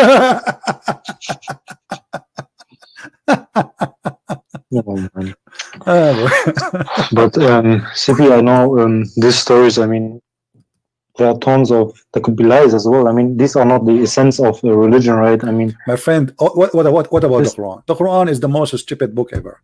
Have you ever, as an example, read chapter 18? I don't remember by heart, but if I see it, maybe I remember. Chapter 18, read it, and you will leave Islam. It is the most stupid ever you can come with. I mean, the one who came with the chapter 18, either he's taking too much hashish, or he's drinking mineral water every day. That's true. Look at this. All the stories, which is fiction stories, Muhammad, he took it, he put it in the Quran. The Seven Sleepers, it's a fiction story written by a guy, his name is Yaqub, and he is from Syria. He is an Aramaic person. He wrote it as a fiction for the Christian we are discriminating. He said to them that time will come when we will be victorious. Muhammad, he took the story, he put it in the Quran, the 7 sleepers. But this is a fiction story written by a guy we know his name, and the book is published all over in the world. And then look at the wisdom here. Some they say, they are asking Muhammad, okay, the 7 sleepers, how many they are? Even the title of the story is 7 sleepers. So how many? Look at this. Allah is talking now. Some they say they were 3 and their dog is the 4th. And some they say they are 5 and they're 4 and their dog is number 5 and their dog is number 6. Some they say they are 6 and their dog is number 7. Say no one knows their number save Allah. I mean, what kind of this? What is that? I mean, what is this? I mean, how are we supposed to understand Ali, imagine you came to me to ask me how many are they, those sleepers. I said to you, well, some they say they are 3 and their dog is number 4, and some they say they are 4 and their dog is number 5, and some they say they are 5 and the dog number 6, and some they say they're 7 and they're 6 and the number dog is number 7. However, only Allah knows what is their real number and few. So what is the numbers? What the point of this? What is the purpose of the first? Stupid story. And then not only that, he says, and they slept in the cave for 300 years and 9. How come here he is so sure in the number of the years, but there he cannot tell us how many they are? And same time, how you can say they are 4 and their dog is number they are 3 and their dog is number 4? This is wrong in Arabic and in English, in any language. You don't count the dog as number 4 because dog is not a human. Yes. Correct? Yes. Like I can say that I saw 3 guys and Ali was number 4. That's accurate because there are 3 guys and he's a guy like them. So but we cannot say like 3 guys and their dog is number 4 because this is stupid. He's a dog. The dog is number 1 between the dogs. We cannot count him as number 4. And then the story continue, like you know, the flying carpet of Suleiman. You know, Shaitan, he take his ring and starts sleeping with his wives, doing boom, boom, boom. And then the wives, they notice that Suleiman cannot be Suleiman because he's doing so good in the boom, boom. And Suleiman, he cannot do good boom, boom. And then they told the elders that Suleiman cannot be Suleiman because the boom, boom of our normal husband cannot be the same because he's so good in doing it, like he don't stop. You know, I mean, what kind of religion this religion is? Shaitan. Yes, I mean, who in the world accept that Shaitan is sleeping with the wives of a prophet? And not only that, Shaitan, according to Islam, he take a look of a prophet. He took the look of Suleiman. For the Sunni, they agree that he took the look of Jibreel too. So how we can trust God if Shaitan can come to us as Jibreel? Shaitan, he can take a look of Suleiman, or maybe he would take the look of Muhammad. How I can trust anything? Maybe Muhammad himself is a Shaitan. So what does this all mean now, that in the cave to Muhammad, maybe the devil came and gave him all the story of Islam? Yeah, there's a Shaitan. His name is Al-Abyad. The reason they call him Al-Abyad, because simply he came as in a white color as Jibreel, but he's not white. So he changed his color. He changed his look. But by accepting this story, that's mean we cannot trust anything Muhammad he brought to us, because maybe it is all from this Abyad person. Yeah. Okay, so you would say that it's like Islam is totally, basically, the devil basically gave it to Muhammad. Because we cannot know if the Muslims agree that Shaitan, he gave Muhammad verses and etc., and he came in the look of Jibreel, then how we can trust that Muhammad, he did not receive the whole thing from the same devil? You see, even in the books of the Sunni, I can show you some source from the Shia too. But usually, yeah, I mean, I'm not only believing in the Shia sources. I mean, I'm not so strict in that. I take basically. Muhammad, he said that Shaitan, he command him to do good. Well, I mean, how much convincing that Muhammad is a prophet? Look at this. There's none amongst you with whom is not attached from amongst the jinn, the devil. The companion said, Allah Messenger, with you too? Whereupon he said, Muhammad, yes, but Allah help me against him, and I am safe from his hand. He does not command me but for good. How is that possible? How Muhammad is a prophet of God and the one is commanding him is Shaitan? Yeah. And how Shaitan he command good? Since when Shaitan he command people to do good? He's Shaitan. He just said the devil. Yeah. This is the good devil. So my friend Ali, why you don't say I'm out of Islam? The problem, CCP, I'm thinking a lot about it because it's about my soul, basically. You know, it's not something easy which I could decide, but I'm really having my doubts, to be honest. You know, I have my doubts about it, but I don't know. There are still some things which keep me on it. I don't know what it is exactly, but maybe you like to have 72 versions. Actually, okay. See, I would say if it's okay if we stay on this topic that you just said, the 72 versions. I mean, what is it? Okay, so we say in Islam there are 72 versions. What about what happens as a Christian, for example, if you die? Sorry? What happens if you die as a Christian, for example? That's a good question. Okay, you see here how we know if the person is speaking for God or not.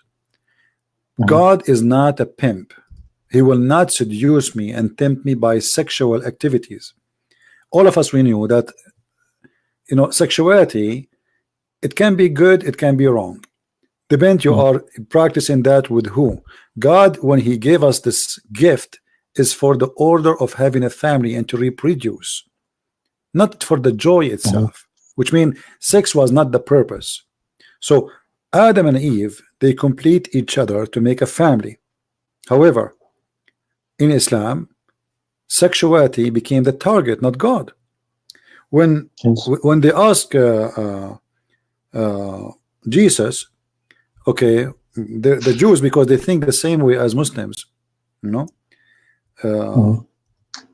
they ask Jesus, okay, there's a guy, he marry a woman, and then he pass away, and then his brother, he marry her, etc. So who's going to have her in the heaven? Jesus said, in the heaven, in his kingdom, we will be the same as angels. We will not marry or get married. We will be the same as angels. What does that mean? That means we will be free from our needs. You see, happiness is not about eating a falafel. The one who made you or he creates something in your tongue to be able to taste food, he can give you better joy, correct? Yes. Okay, but this is not necessity or necessarily to be by eating falafel. So do angels enjoy their life? Obviously they are angels, they are happy. So we will be the same as angels, but angels are not eating, they are not drinking, they are not having sex, but yet they are happy creatures. So God will make us free. The first thing will be when you became the same as angel, which means you will not be an angel, but the same as angel, you will be free from your needs. Because sex is a need, food is a need, sleeping is a need. It's all is needs, is not just like a choice. Some of them is not even a choice. We have to do them. So when you will be the same as an angel, you are free from everything. In other way, God, he made you, he leveled you up from a human who is slave of your needs to be a creature who is free of needs. So you live with God with happiness, but not because you need something from him. You are free. You do not need to eat. You do not need to drink. Still you are happy, and your happiness cannot be described. So Jesus, he described that for us, and it is way higher than somebody describing for me heaven as women created just for sex, to be sex a game, and eating fruits and drinking wine, and 80,000 little boys serving me. It's a child abuse, it's a women abuse, it's disrespect for our nature as a human. Yes, I've heard you talking about this topic before, and I really find it disgusting how it is described, the paradise. So, Ali, why you don't leave Islam, my friend? Why you don't say today I am out of this cult? Yeah, I think I am out. Hallelujah.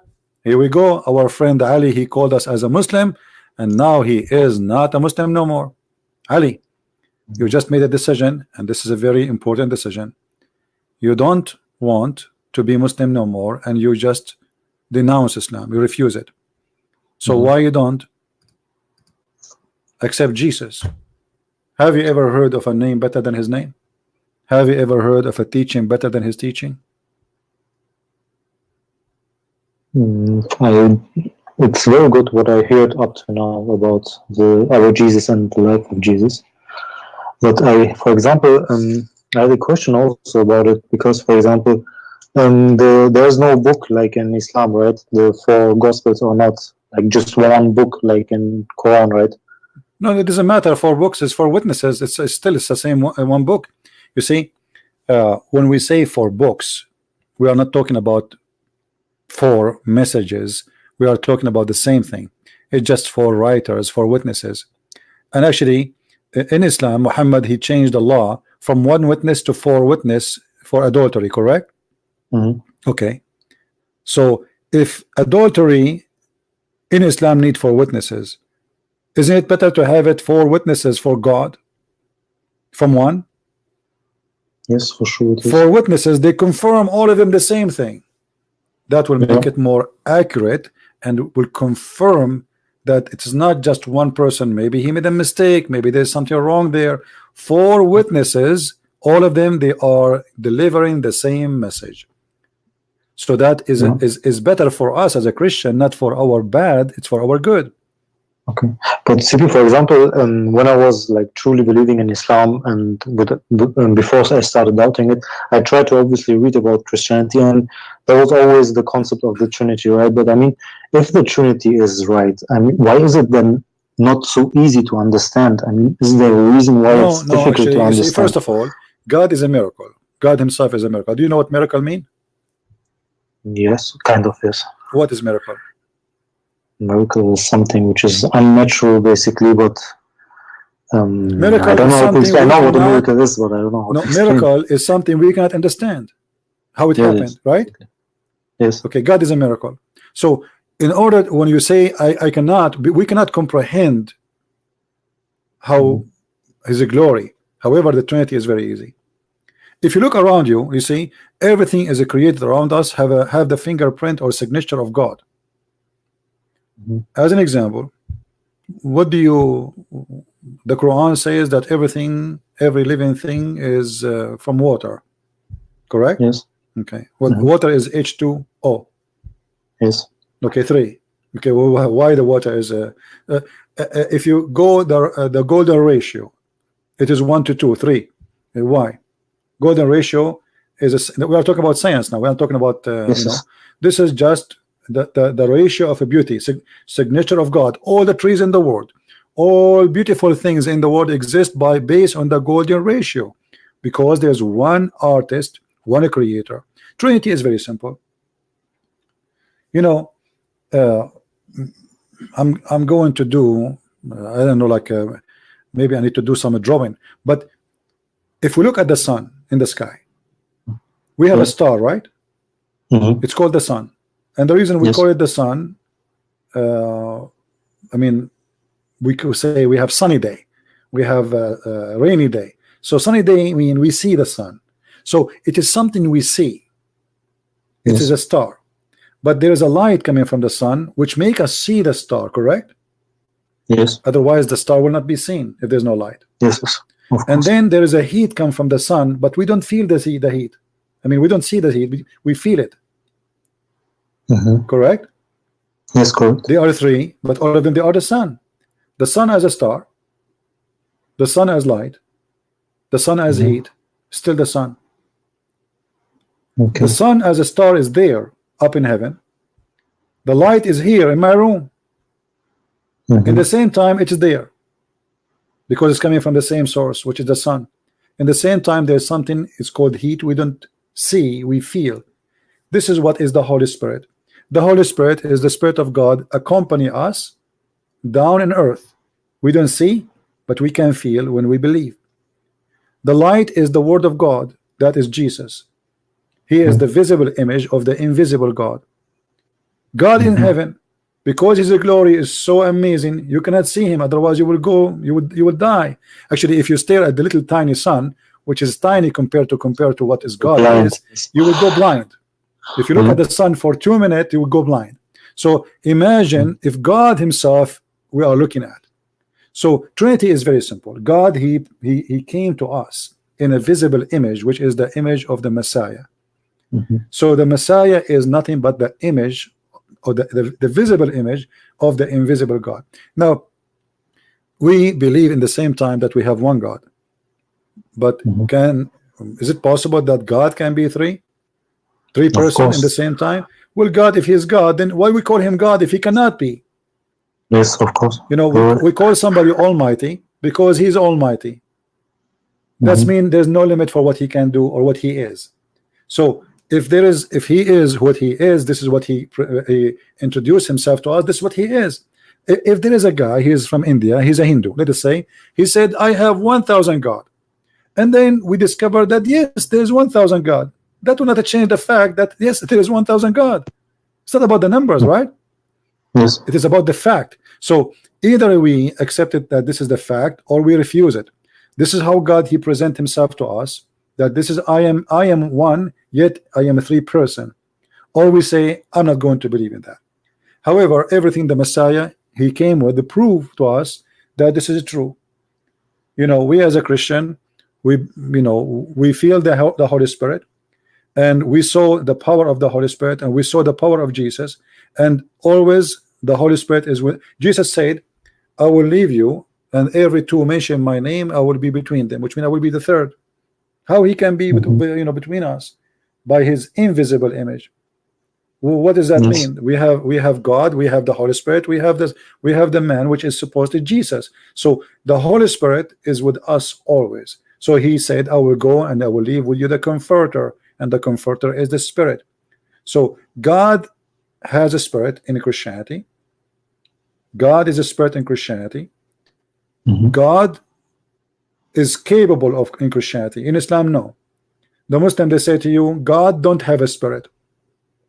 Yet he is a physical being. But this is crazy, because and now the Shia actually is more horrible, because the Shia, they say he is not a physical being, but he don't have a spirit. So what he is? Nothing. What is left? You know? True. He's not a physical being, he is not a spirit. So Trinity is a very, very simple way to understand God, is to see the nature around us. We will find that the Trinity itself is what make us live. You yourself, like 2 days ago we were talking about Muhammad phobia with the cross and things. But if you think you yourself is a cross, even without opening your hands, by the way. You know what I mean? Yeah. Even without opening your hands, you are a cross, and that will make you, I mean, so we can find evidence of things around us if we just observe carefully, and we don't just take what people say to us. I don't want you to take what I'm saying to you.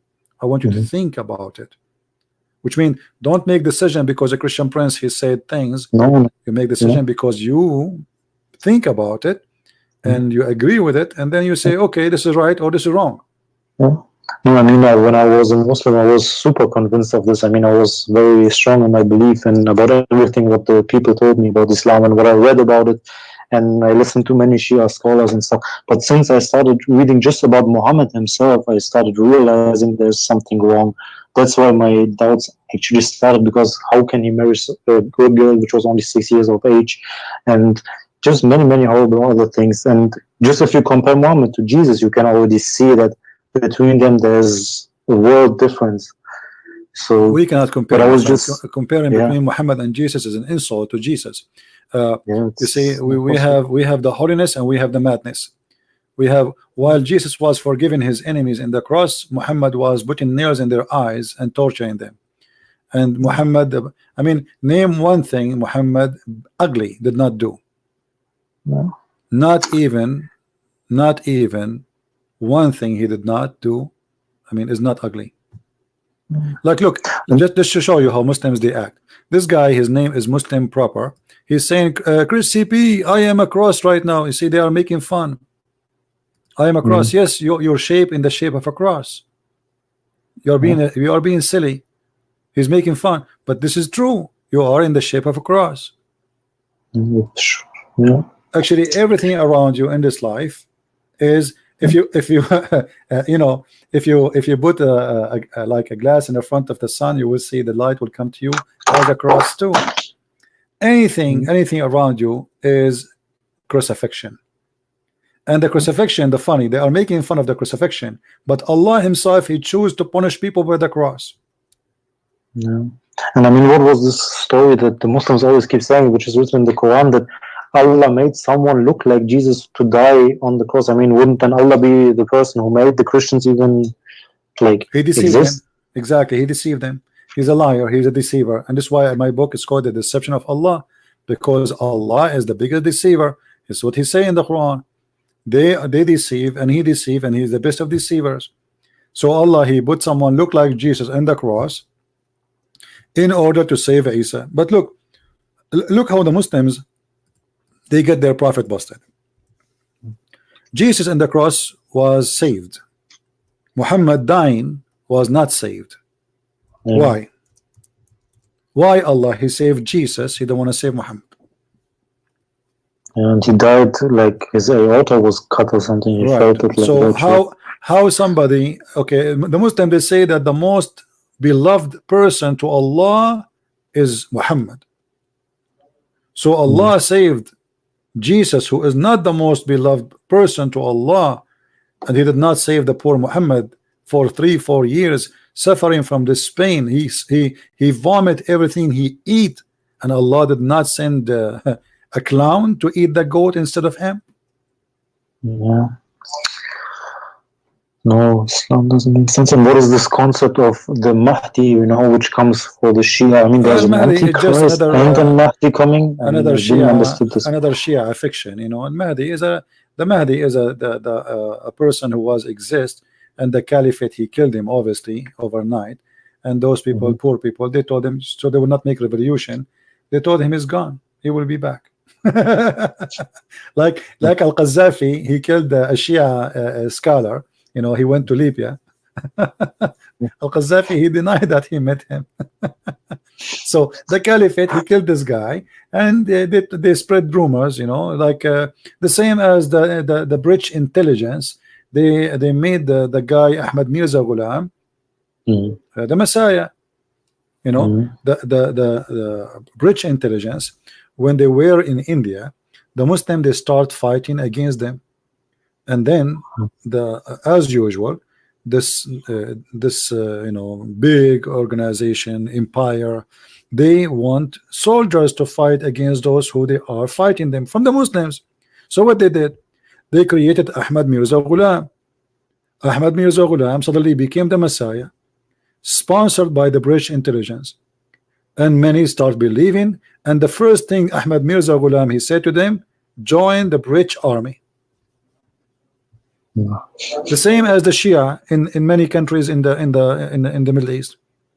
The Shia, they have many prophets created, or let us say holy men created by the French intelligence. The French, they wanted people to fight with them or to be their soldiers. So they went to the poor Alawi, poor Shia, and they chose their agent. And then the guy, he go and he put a lamp on his body. At that time, electricity was not known. He put a lamp in his body, and here we go. The lamp is lighting, and they bow down for him. And then after that, the guy, he says, if you want to serve Allah, you join the French army. And that's it. So always religion is used for a purpose of agenda or propaganda, and Muhammad is no different. Muhammad, in the beginning, like a few days ago, I was reading an article written by Muslims, and the article saying that the Sabian are stars worshippers. Okay, so how Muhammad says in the Quran that Sabians will go to heaven? He said that, right? Yeah, because he's a hypocrite. He's the same as the French intelligence. When they want, you are their friend, and they will make you God or a prophet just to make a bunch of fools to follow you. Muhammad, he is the same as those. When he want, the Christian, the Jews, they will go to heaven. Even the Sabians who worship stars, they will go to heaven. That's why the Muslims are not like, they don't know what to believe now. Some of them say Christians go to heaven, some of them say no. Like everyone is saying something different. Yeah, Ali, just give me a second. I have a delivery in my door. Give me a second, please. Yes, of course.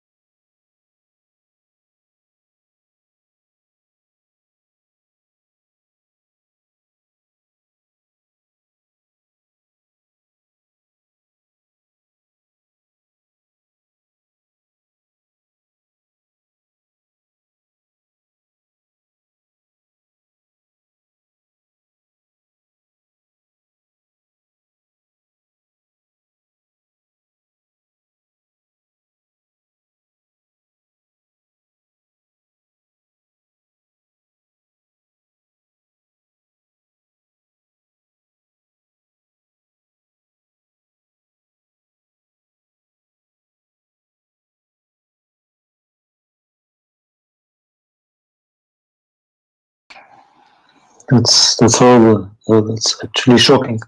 All right, guys, do you hear me? I think people in the chat, they did not hear me for a little bit of time. Am I heard, guys? I hope they hear me now. Yeah.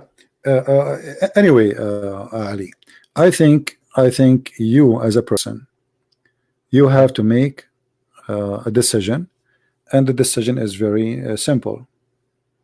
Either either you say you decide to leave Islam. Yes, I did. Now I'm even more sure about it. Yeah. Well, so as long you decide to leave Islam, and I cannot say to you more than I would love to invite you to accept the Messiah as your savior. There is no better than him, no better teaching. Love your enemy, be merciful to them, and his miracles speak of him. He's not a person who made speeches. He is a person who did things nobody can do. So if the name of the Messiah alone is not enough, his work is enough. What the Messiah said, from their fruits you shall know them, and I will practice that on the Messiah himself. From his fruit you shall know him. The fruit of the Messiah is beyond beautiful, beyond powerful, beyond amazing. So why we will not accept him? Yes. All right. But what actually is necessary to be a Christian? Like, you just have to believe in Jesus and follow what he did? The first thing is to believe, and then the belief. Hello? You hear me? Hello? Yes, I hear you now. Yes. Yeah. You see, what the Bible says, faith without fruits is a dead faith. But it's not your fruits will save you, it's your faith. But because you have faith in the Messiah, then your life will change, and you will have a fruit different from the fruit as a person who's a Muslim. So to be saved is to have faith, and if you are truly faithful, then you will give a fruit. You know what I mean? Yes. It's like there's a tree, and this tree says, okay, I am a good tree, but this tree does not give a fruit. So obviously there's something wrong with this tree, because this tree is made to give a fruit. It's a fruity tree. So the second you became a believer, and you are a true believer, not fake, and then you will have fruits, and you will be known by the Messiah by your fruits, not by your name. My name is a Christian Prince, but who said I'm a Christian? Maybe I'm not. Yes. Right? The fruits will judge. So the Messiah, he will know you by your fruits. And how the fruit happen? If you have a true faith. So having a true faith will lead you to the good fruits to do. So you have the true faith in the Messiah, you believe in him, and don't worry, he will guide you. And even if I, for example, can't say it with my tongue in front of people, it's not a problem, right? Like, I mean, it will be very hard in the beginning to how to say it, to announce this. I understand, but we as a Christian, we have to be truthful, and we don't practice taqiyya. Yes, you know what I mean? I know. So you do not need to go in the street and say I'm a Christian, and don't be crazy. But you should not deny your faith if you have faith. Otherwise, you will be a liar. Okay, yes, and the Messiah, he don't accept such a thing. The one who deny me, I deny him. So me myself, I will never deny him. You know? No, you're right. If he is, you shouldn't deny the truth.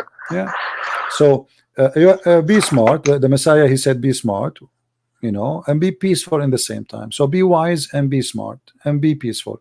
So being smart does not mean being a liar, like the Muslim practice in taqiyya. So if something will bring you a problem, try to avoid, maybe not to mention it, but you cannot deny the Messiah. Yes, you're right. Yeah. So what do you think, Ali? Do you like to accept the Messiah as your personal savior? I accept. Amen to that. Hallelujah.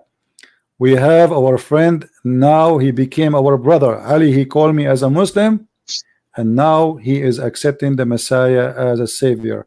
So my friend Ali, I want you to pray with me. Please pray and make it from your heart. Say, my Lord, the Messiah, I give myself to you. I need your help. I need your guidance. I want you to guide me, to direct me. I want you to be my Lord from all my heart. I want you to be the light of my life. I don't want to be alone ever again. Be my Lord. You said, knock at my door and I will open for you. And today I did knock at your door. Ali, my friend, I am happy for you. The Bible said, thank you very much. The Bible said, there's a happiness in the kingdom of God, for one soul is saved. And this is what we have now in the kingdom of God. Our Father, he accepts you, and I assure you that. And by his name, I pray for your protection, for your life, for your family, even your Muslim family. We pray for them to be good, happy, and living in peace. Not only you. And we pray for all the Muslims. Anything you want to say, Ali? The mic is yours.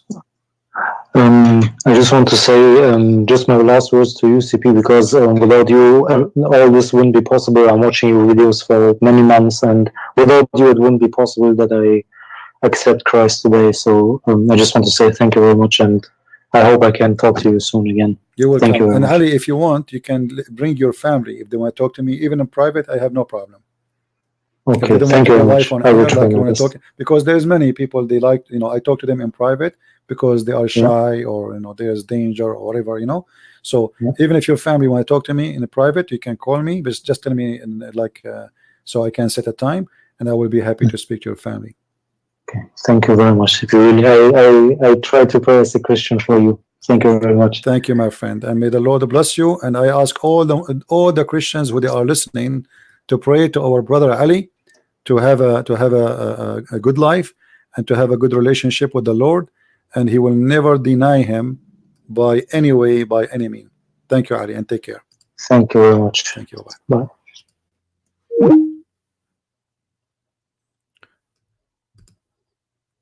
As you see, the Lord, he do amazing things, and it's not me who help you, You help yourself, and the Lord, He help you. I'm just a person sharing some knowledge, little tiny knowledge with you. I am no one.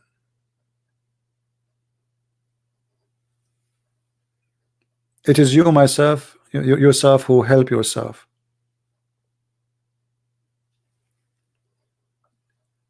Every one of us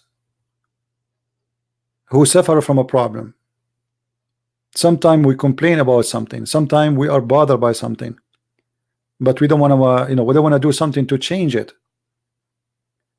And being born of a family, have a certain belief,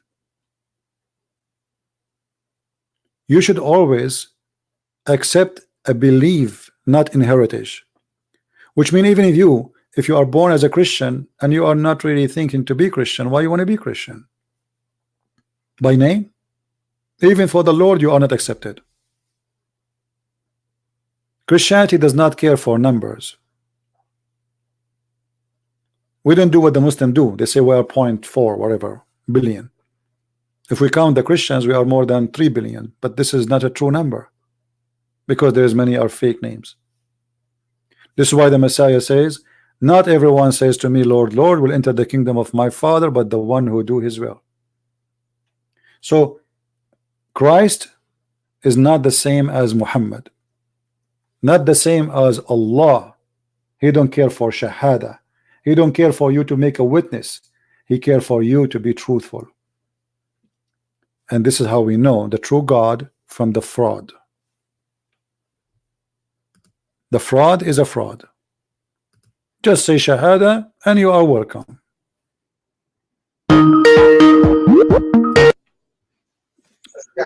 How are you, Abbas? Hello. Yes, Abbas, how are you? Yeah, peace be to you. I'm very well. I'm better now. Abbas, you just said to me, peace be to you? Yes, sir, I'm better now. Yeah, okay. Thanks for asking. Okay. Yeah, well, just listening to you for a last. Yeah, but you just said to me something strange. Your Abbas, shop is very busy, man, today. Abbas, just wait. Abbas, just wait. Just wait. You just said to me, peace to you. Yes, peace to you, brother. Okay, but isn't it your prophet? He forbid you to say peace to me. Did he? You do not know Abbas? Are you going to practice the Quran now? No. You are my brother from Adam. We have the same so father. How you explain to me your prophet? He forbid you from saying peace to the Christians and the Jews. What do you say?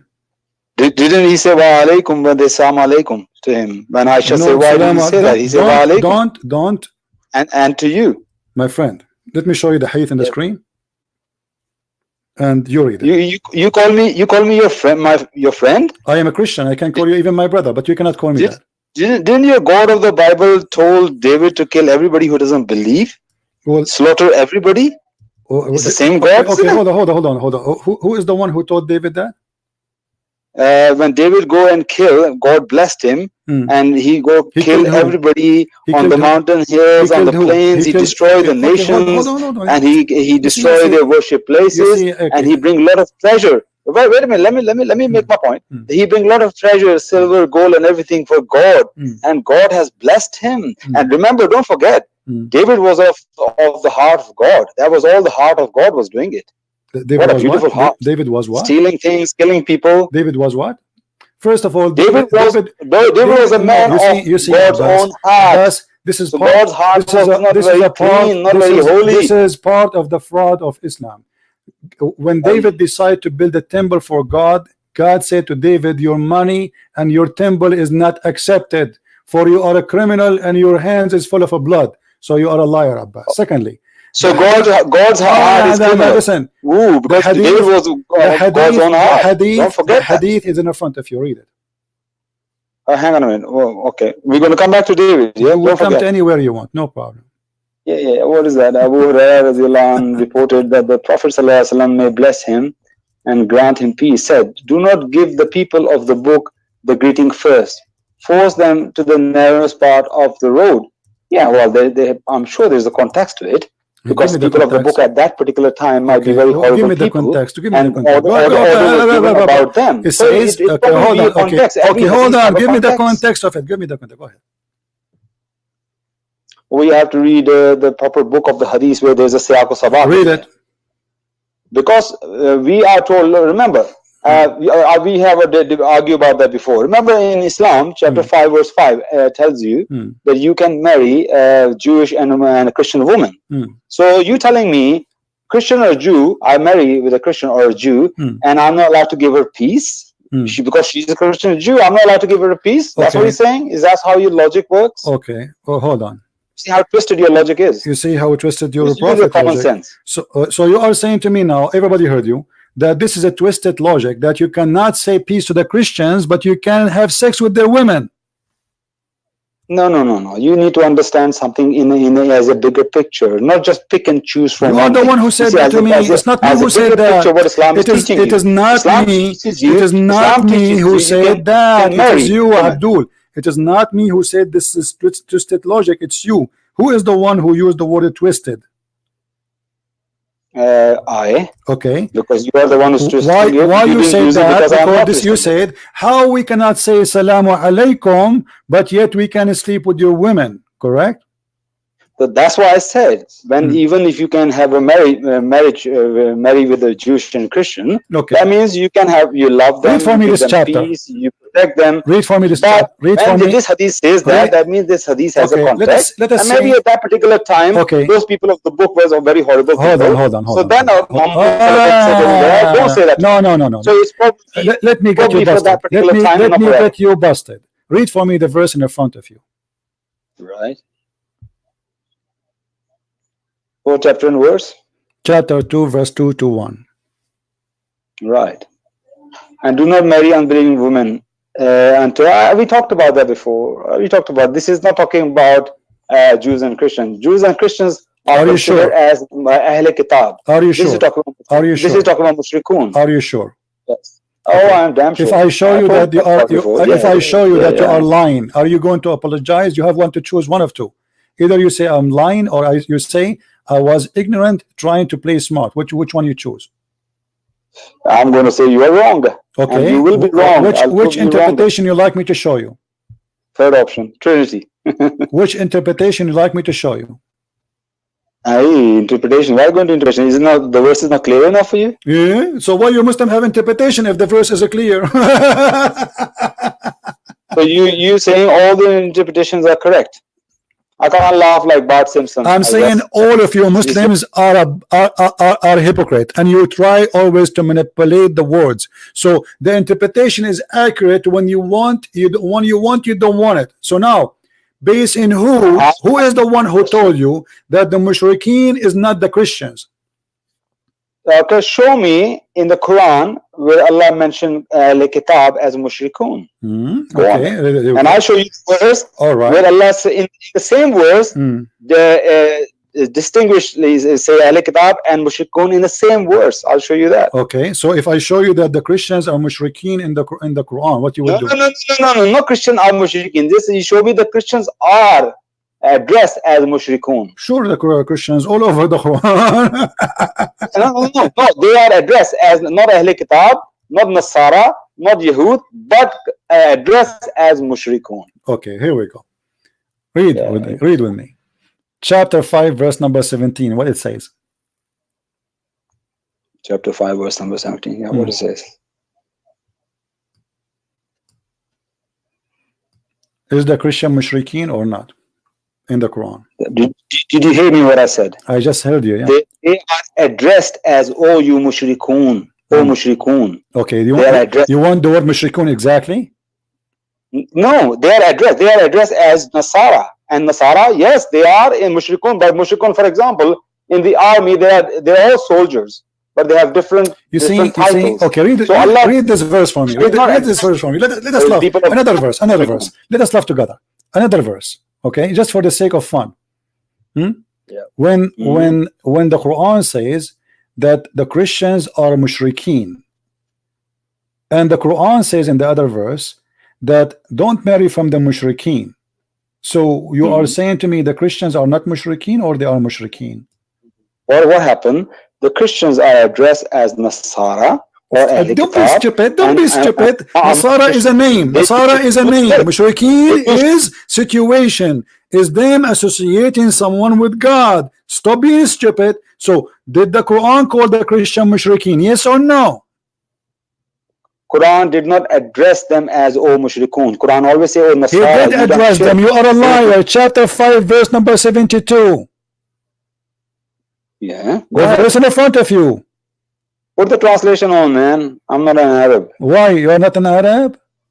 Yeah. Okay, what the translation? What the translation you want, like Abbas? What the translation you want? What is the best translator for you? Is your tafsir is on? You are Pakistani, right? You are from Pakistan. Abbas, you are from Pakistan, right? So I should give you a Pakistani translation. Pakistan. It's Pakistan. Pakistan, but let me tell you something. I have a bad news for you. Your prophet will say it Pakistan too, because in Arabic we don't have pa. Have you spoken to him? Well, in Arabic we don't have pa. We have ba. Now read with me. Read with me. Is the Christians mushrikeen? Yes or no? Certainly disbelieved who say Allah is the Messiah, the son of Mary. What the Messiah has said, O children of Israel, worship Allah, my Lord and your Lord. Subhanallah. This is what the real Messiah was. Okay. O children of Allah, worship children of Israel, worship Allah, my Lord and your Lord. Indeed, he who associates others with Allah, Allah has forbidden him paradise, and his refuge is in the fire, and they are not for the wrongdoers any helpers. Where it says, so did the Christian commit shirk or not? Right? Did the Christian, according to this verse, commit shirk or not? I told you, yes, they commit. Okay. The other verse says, don't marry. The other verse says, don't marry from the mushrikeen. How you marry Christians? Okay, I'm looking for the verse where Allah distinguishedly said the mushrik, Nasara. Now listen, let us go back to the business. Abdul, listen. So you said to me, okay, let us go with you. Let us go with your lie, Abbas. Let us go with your lie. You are like a kid who play with his nose looking for boogers. Listen to this. You said that the Prophet said, don't associate, don't say peace to the Christians, and those they were bad Christians. Can you name one for me who was a bad Christian in the time of Muhammad? Bad Christian in the time of Muhammad? Just bad, one bad. I guess those people who came to debate him in Medina. But those are bishops. They did nothing to him. They came to debate him. You just said they came to debate him. They are not bad. So you are saying your prophet, he said to the monks, he said to the Muslims, don't greet the monk, and if you see them, force them to walk in the sewage. Who said they were all monks? What are you talking about? You are the one who just said to me, they are the one who came to debate him. The one who came to debate him supposedly they are monks. The whole tribe came. The whole tribe came, guys. The whole tribe came. Yes. Okay, what interpretation? Okay, what interpretation you are reading from? Listen, Abdul. What interpretation you are reading from? I have read the Sirah. 2 Sirahs I read. In the 2 Sirahs, okay, is this people come from? I think. All right. Okay, what those people did? Did they throw rocks at your prophet? What they did? They came. They were leader. Even they were 2 brothers. What they did? And what they did? Back. One of them came back. He decided to become Muslim. Okay. And did they do any harm to your prophet? Well, they were arrogant, and arrogance is. So if you are you are saying to me, okay, hold on, just to show you how stupid Abbas is. He just said, if you are arrogant, you don't accept Islam. The Muslims, they've been asked to not to say peace to you, and they are forced. Even they will force you to walk in the sewage. Well, I am arrogant. Why you say peace to me? According to your logic, I am arrogant like them, even more. So why you say peace to me? Because you are a fraud, because you are a hypocrite. You just get yourself busted. You said because they are arrogant, the prophet says don't say peace to them and force them, which means do violence to them. And now you are saying to me peace. That's because you are a fraud, Abbas. Can I answer? No, you cannot. You are a fraud. Oh, come on, give me. When you just said that, everybody heard you. Everybody heard you because they are arrogant. So just because they are arrogant, they will not accept Islam according to your logic. We cannot say peace to them. So why you said peace to me? So why you say peace to me? Why you say peace to me? Answer why I say peace to you. Why? Can I? Yeah, because you're a fraud. Because you're practicing taqiyya. Did you say that? Say in Skype, I hope you get better the other day. I said that to you. Thank you very much. So that's very nice of you. So I return the favor to you and I say peace to you. There you go. But you say peace to me. Hold on. So because I say to you, I hope you will get well, that's mean you will be hypocrite, and you say something to me you don't believe in. You say peace to me. When your prophet, he forbid you from saying that. I mean it when I said a peace. Just shut up and don't call me again. You are just a kid. Those people, they did nothing to Muhammad, and you admit it. So why he is saying force them to the narrow road? Imagine I'm walking on a road and then a bunch of Muslims walking in front of me, and then I start throwing rocks at them, or I force them to jump in the sewage. Why? Because they don't believe in Jesus. Liar. You have no shame. If we go right now to Ibn Kathir, we will find Ibn Kathir explaining the story for us. Hold on, we have Muhammad Qasim here. Hold on, Muhammad Qasim want to say something to me. I don't know. He's going to teach me something.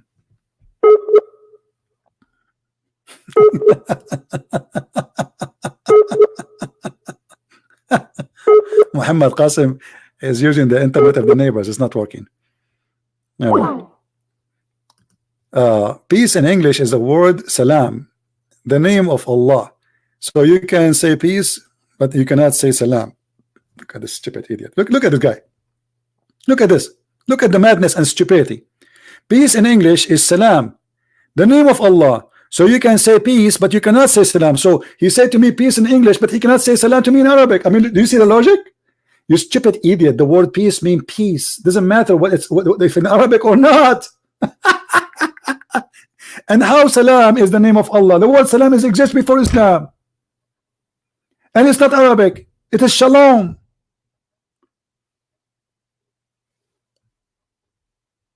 Stupidity, hypocrisy.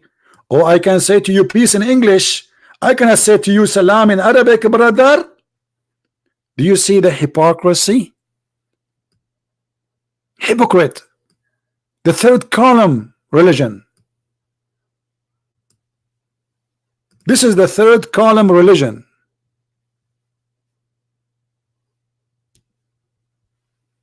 Yeah, I know, Lisa. You used to be Mother Teresa. I believe you. I used to be the Pope too. Do we have any Muslim want to say something smart? Until now we did not get one smart Muslim to say something to us. All of them, they fail. Look at this prophet. While Jesus was saying pray for them who curse you, Muhammad was saying if you see Christian in the street, spit on them, humiliate them. Do you see the difference? Do you see the fraud? Do you see the evil Muhammad? And why you don't practice that in the street in America, my friend? How come you Muslims don't practice that in America? Practice it, try. Just try. Muhammad, when he was weak, he was a potato. After he became strong, he want to slaughter everybody. Yeah, harass them, you know, spit in their face. Yeah. Very wonderful guy, amazing guy. And they say to you, the prophet was an amazing person. He teach peace and love. He was a mercy for mankind. You see the mercy of mankind? You see a person in the street, you do not know him, just because he is not from your religion, you spit in his face and you humiliate him and you force him to change his way. So Abbas is driving in the highway, going from London to Manchester, and then a Christian face him and he want to practice Islam on him. So Abbas, he will stop his car. He stop, you idiot, go back from where you came from. I will not let you go from here. Go to different route. That is Islam. And the hypocrite, he says to me, peace.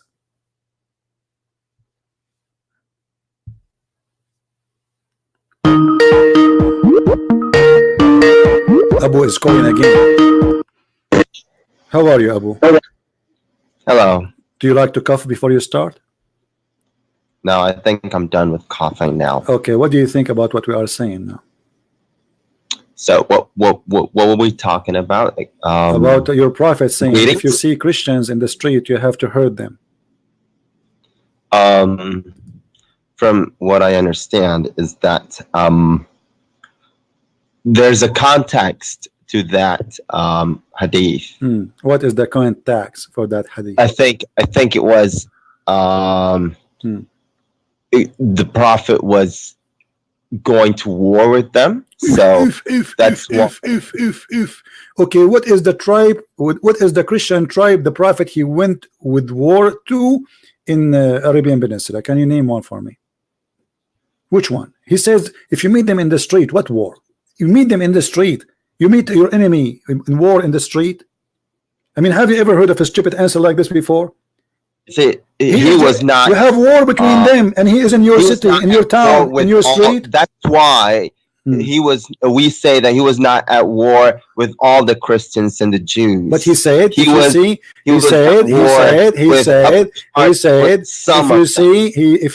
you see the people of the book, he didn't say if you see this guy. He didn't say if you see Christian Prince. He said if you see the people of the book, which means the Jews and the Christians. This is actually this actually reminds me of Pearl Harbor when the Japanese attacked the U.S. See, how did the U.S. respond? So you are saying that your prophet is an idiot like the American at that time? It was not idiocy. It was precaution.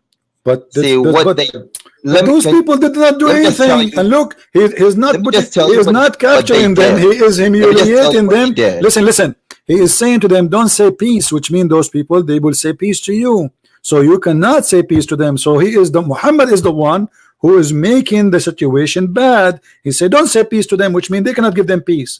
And now, not only that, you have to hurt them. Okay, let me just finish what I just said. You interrupted me. What the U.S. did was they put all these Japanese Americans in one place. You know, that was their strategy. They were not at war with those Japanese Americans, but they were, being cautious, just in case, these Japanese Americans became, traitors. And that's and what Muhammad who is the one who gave Muhammad the right? Actually, less who than is that. the one who gave Muhammad the right that he teaching Muslims to hurt us as a Christians just for walking in the street? We are not doing anything. We are just people walking in the street. As you see, there's no war. Okay. No, okay. Let me talk. Okay. See, what Muhammad commanded us to do was less was less bad than what the Americans did. See, the Americans put them in a concentration camp, but the Prophet let them live, roam around Medina and Mecca and wherever they wanted. Why he let them live? He let them live if they pay him, right? What? They let him live if they pay him. Yeah, sure. So your prophet your prophet, he don't like the Christians, he hate them, but because they pay him money, he will let them live, right? Yeah, sure. So your prophet so your prophet is a fraud. He's not a prophet, because a prophet, either he is doing that for God. You're not letting me explain. You are explaining already. You just said if you pay, you live. If you don't pay, you die. Did you say that? All right. Okay. So what kind of a prophet? He accept me to worship someone beside God just because I paid him, because I bribe him. So now you're talking about a different topic. No, this is not a different topic. Okay, let us say somebody have some garbage in the front of his house, and you are the guy who work for the city to be sure the street is clean. You walk in the front of his house, you see that he have something wrong, and because he is doing something wrong, you have to give him a ticket. But the guy give you money. Because he give you money, you say, okay, you can keep it. Practice as you wish, no problem. That is a practice of a fraud. If your prophet was a prophet, he will not accept the Christians to do that because they pay him. Okay, I don't see anything wrong with that. So you are saying that the one who take money and let people practice wrong, he is not a fraud. What do you mean practice? I mean, we pay taxes too. This is not taxes. Stop being stupid. This is not taxes. This is not taxes. The Quran says you have to humiliate them, and this is part of it.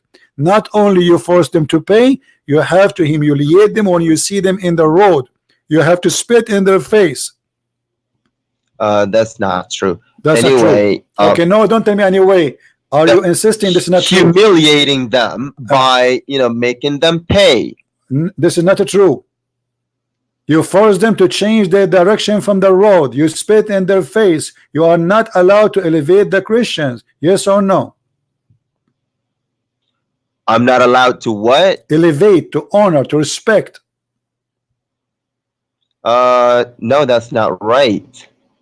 I mean, we're commanded to do good with them. Where? In the Quran. In the Quran. Yeah. So what this Muhammad here saying to us now? If you see Christians, force them to walk in the sewage. What is that? Muhammad, as you saying to me, Muhammad, he broke the command of Allah? Again, that hadith is talking about a specific context. Okay, read for me chapter 9 verse 29.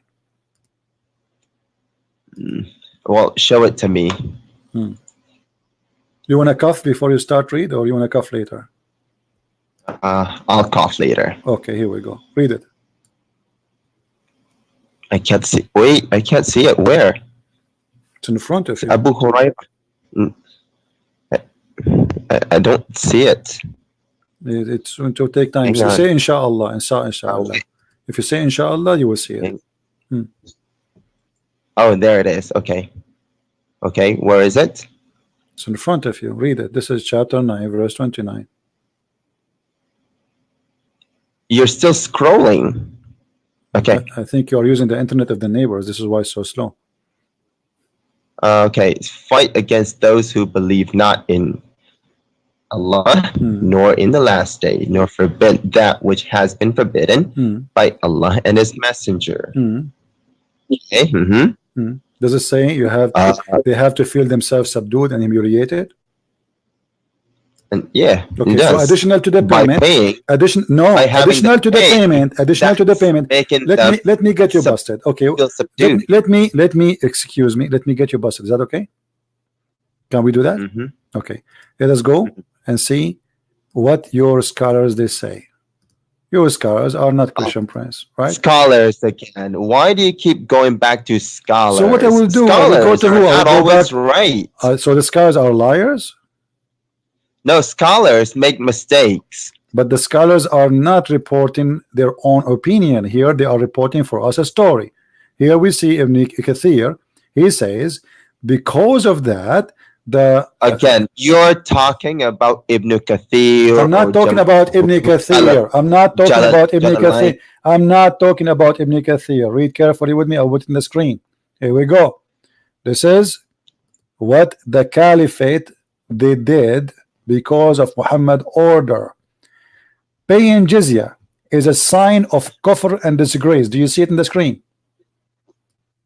Now I have to refresh my YouTube. So paying jizya is a sign of kufr and disgrace until they pay the jizya if they do not choose to embrace Islam and feel themselves subdued, disgraced, humiliated.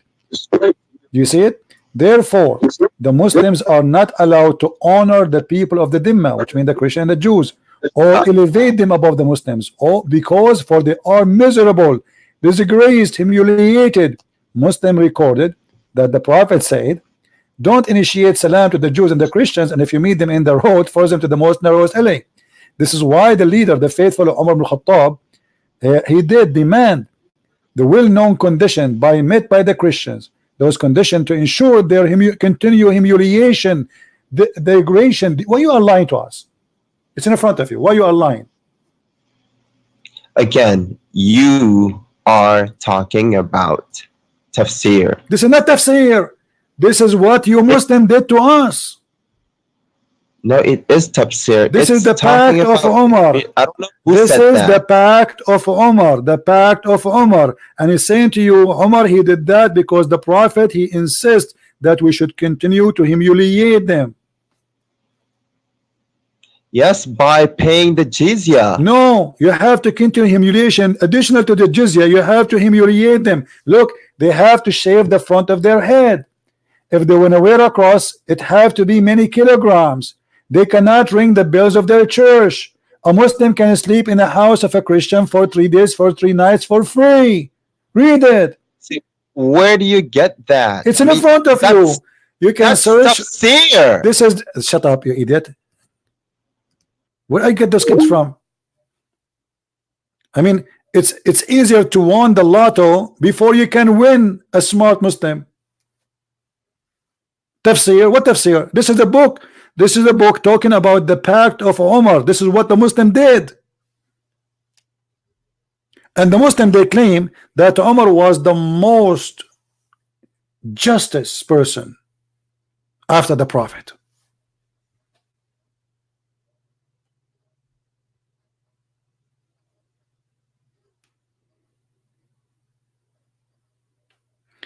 We have somebody asking me. He want to know who is the one who left Islam. He's a Shia like you, my friend. He's a Shia. He left Islam like you, and you can play the video later. You can listen to him.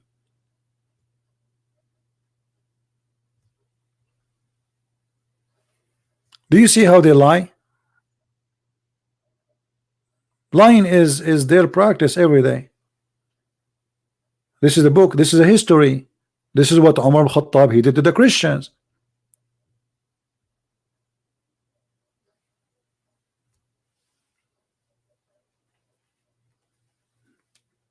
And now suddenly they don't want Ibn Kathir. And by the way, Ibn Kathir is a fraud, like Muhammad, nothing better. All the tafsir of Ibn Kathir is meant to defend Islam, not to explain Islam. But this is the whole idea. When the Muslims are weak, they deny their history. But if they are strong, they will say, yes, we will do it to you now. This is the difference between ISIS and Muslim who is not in control.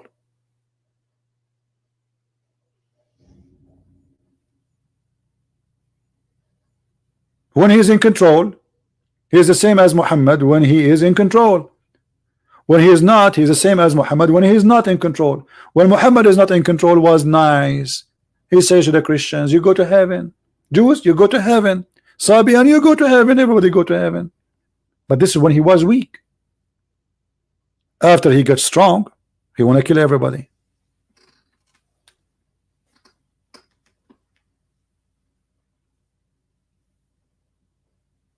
That is the truth. Humiliation, disgrace.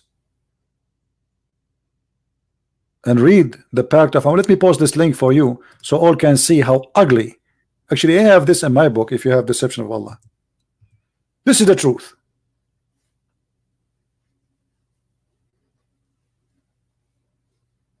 Which they are trying to hide from you. Islam is nothing but a gang. Muhammad is nothing but a thief.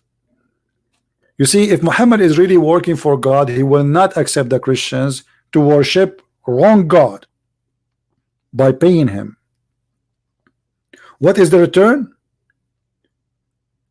So we can worship the wrong God and we can pray to the wrong God as long we are paying Muhammad. So Muhammad, he have no problem with people worshiping someone other than Allah as long they pay him. Isn't it clear that he is a fraud?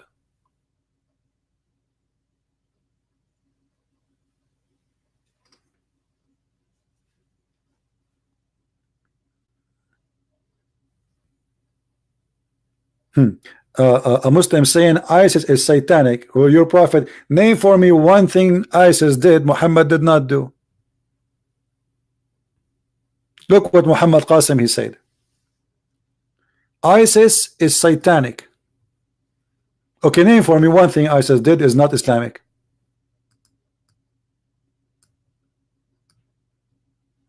Like what? What a comedy. Killing people, raping, stealing, forcing jizya, kidnapping, enslaving. They kill innocent people in Islam. Innocent is only Muslims, and not only Muslims, Muslims who practice Islam. Stop lying, Qasim. Your prophet, he is number one who killed innocent people, and he raped their women. And as you see, people walking in the street, what they are innocent people. People in the street. If they are in war, they will not walk in your street. People in the street, and yet he is seeking violence against them. That is ISIS.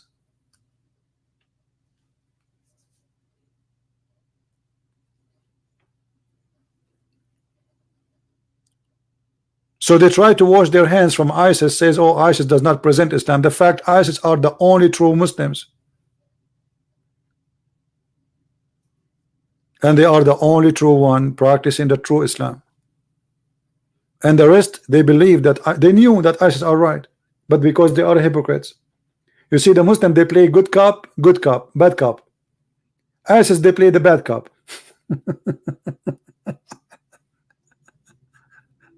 But both of them, they believe in the same thing. If two Muslims, they sit alone, they praise ISIS. In the front of a Christians and Jews, atheists, they say ISIS is bad. We know the game. We knew the game. Yeah, my book will be soon out in the Indonesian language, as I said, as I promised, and it's going to be free for all Indonesian. Just wait for me, my friend. Too many things to do.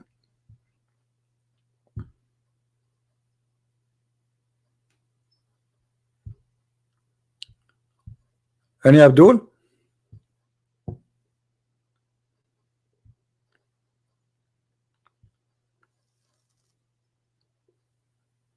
All of them, they are hypocrites.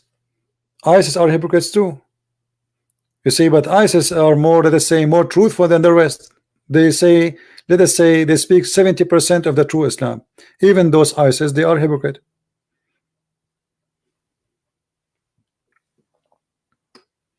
As an example, ISIS, they teach their followers that it's okay to dress like a woman in order to do suicide bombing, or to put something in your private part inside your, you know, the back door. How you say you are against such an act, but you practice it? They support taking drugs, like Taliban. Taliban, they claim to be, they are people who fight for God, but they are #1 producer for drugs in all of Asia. Same as Hezbollah. They are the party of Allah, and the #1 money they make after Iran is drugs, hashish. Everybody knows. All their farms are drugs. They don't grow anything except drugs. But they are believers. They are very good believers. Same in Albania. Same in Kosovo, the Muslims. All illegal activities. But they are the true believers.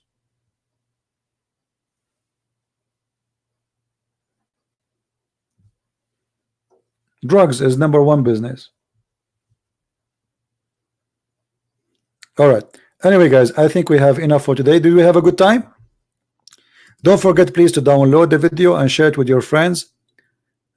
Maybe tomorrow I will not do broadcast here. Actually, I was planning to go in my other channel, so I might here and make an announcement if tomorrow I would do so, and we will choose a topic which have nothing to do with religion for those who like to join us.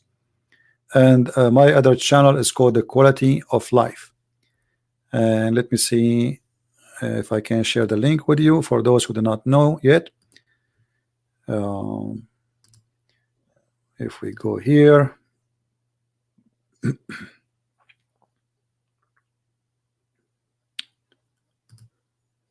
I will post the link for you.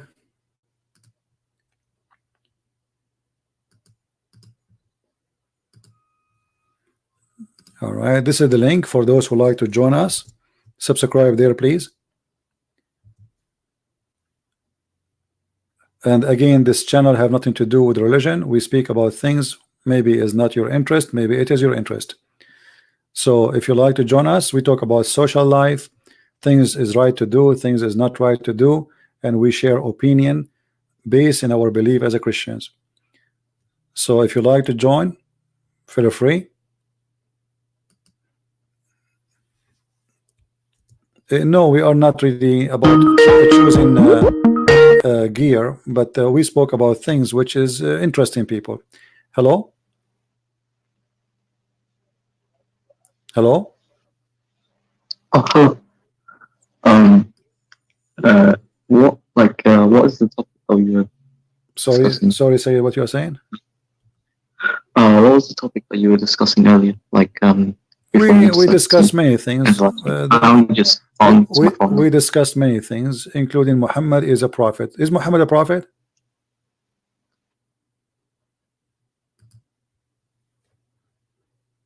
Is Muhammad a prophet? Oh, looks like we lost him.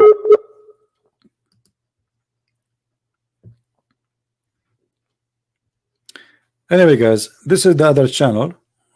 I think we have a bad internet. This is the other channel. You can join there and subscribe. Like we spoke about depression. We spoke about how to be confident, as some people advise us wrongly. What make you confident? They claim that holding a cigarette in your hand will make you confident. So we speak about many things, you know, about people who believe in buying like brand, and that is supposedly the best to buy and spend their money. So we speak about many things, and for sure you can choose the topic you like to join with us. If it's interesting for you, you can be, you know, with us. If not, then it's up to you. I will announce here what time is going to be.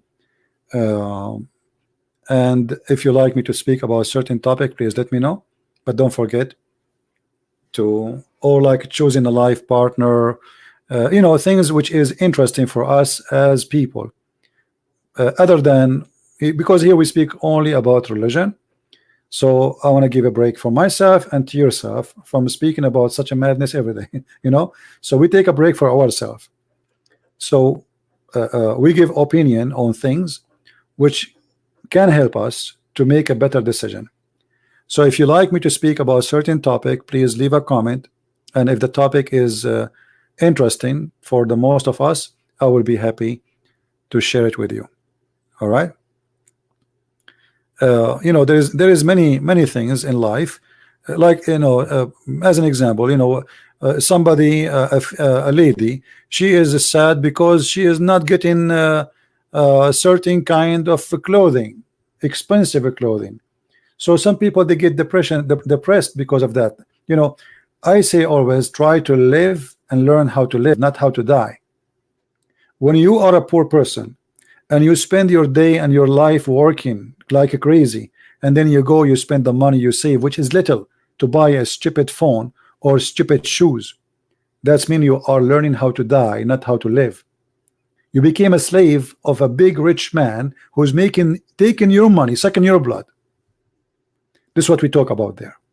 So we give advice for people how really to enjoy their life. Life is not about buying a brand new brand shoes. We can buy a new shoes, but good price, and it's even better than the brand. So people are deceived, and people, they became like customers. You know, we are customers. We are not living this life no more. We are exist just to buy. And every day companies, they create for us a new occasion: the Mother Day, the Father Day, the Son Day, the Mother-in-law Day, a Santa Claus Day. I mean, just to buy, not because they believe in those days. And you, because you became a fool, you became a consumer who spend your money for stupidity. So in this channel, in the other channel, we speak about things, and I speak as I believe, not as people like me to, you know, to say. You know me, nothing changed. I give advice of things which I believe it's right. You don't have to agree with me. Never agree with me if I'm wrong. Never, you know. But I mean, what we see around us is really crazy. People, they have different idea of life today, and this is why they are always unhappy. So quality of life is not a quality of gadget. Quality of life is you investing in yourself, changing yourself for better. Invest in yourself first. Invest on the human being, and then you will see a quality of life. What is the benefit of a quality of life if you are having the best phone in the market and the best clothes in the world, yet if you see an old woman crossing the street, you make fun of her? Or you are in the bus, you are not willing to stand up and let the women sit down. Or see a woman, she is carrying a baby, you know, she is going to deliver a baby soon, but because you are filthy, you are not willing to stand up and let this woman sit down. So quality of life today is different. They are mixing up between quality of living and quality of life. So for us, we want to learn how to be living a quality of life, not the quality of living, house and car. We need those things, all of us, including me. But I'm not going to be a better person by buying a new phone. I like to have a new phone. Why not? But that is not the quality. So in that channel, we speak about everything. We'll be in touch in our human social life, trying to make things better. So if you like to subscribe, again, this is the verse, feel free. And if you don't like our topic, then it's up to you.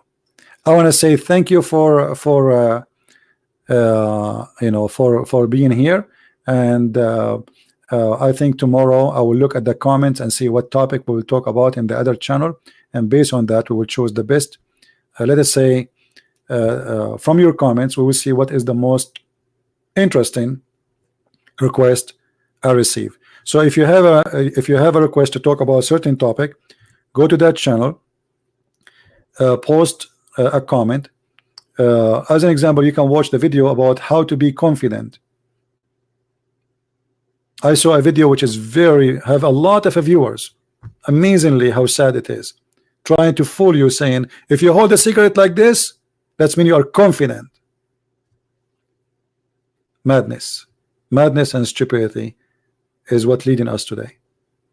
My friend, when people they smoke a cigarette, that's because they are not confident. Actually, it's the opposite.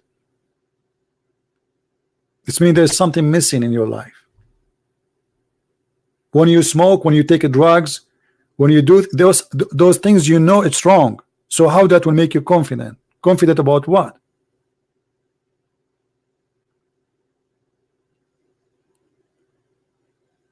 Since when doing wrong will make me confident?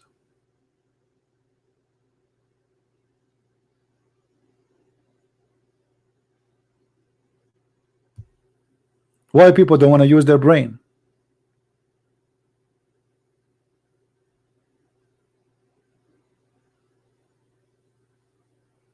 So I advise you, if you did not go to that channel yet, start with this video here. Let us agree. If you want to post a comment, post it in this video, because it's very interesting video, and we will see. I will see later, based in the comment, what topic we will speak about tomorrow. All right, but remember one thing. You know, the Messiah, he said, the Sabbath was made for the man, not the man made for the Sabbath. Which means even God, who is our creator, he made the Sabbath for us. It's for us. We are not made for the Sabbath. Today we are made for material. We are not living anymore. We work like crazy just to buy things we do not even need. Even people today, they eat, but they are not hungry, just because they are watching a commercial which is meant to make you go to the fridge and eat their food. This is why people, they get bigger and bigger and bigger, because we don't have control. They are controlling our mind, controlling our stomach, controlling our emotion, controlling our wallet.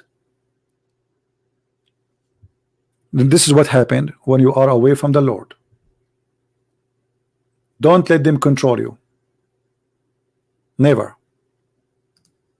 Never. Thank you guys for being here. May the Lord bless you.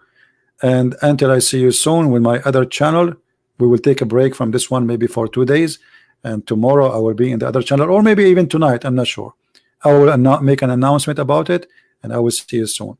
With this, I say, may the Lord bless you. We are happy for our brother Ali, who accepted the Messiah and he became a Christian today. Happy to see you, my friend. Happy to hear you. And the Lord himself is happy to have you as a child of God. Christ is Lord. Islam is false. And see you soon. Thank you. Bye-bye.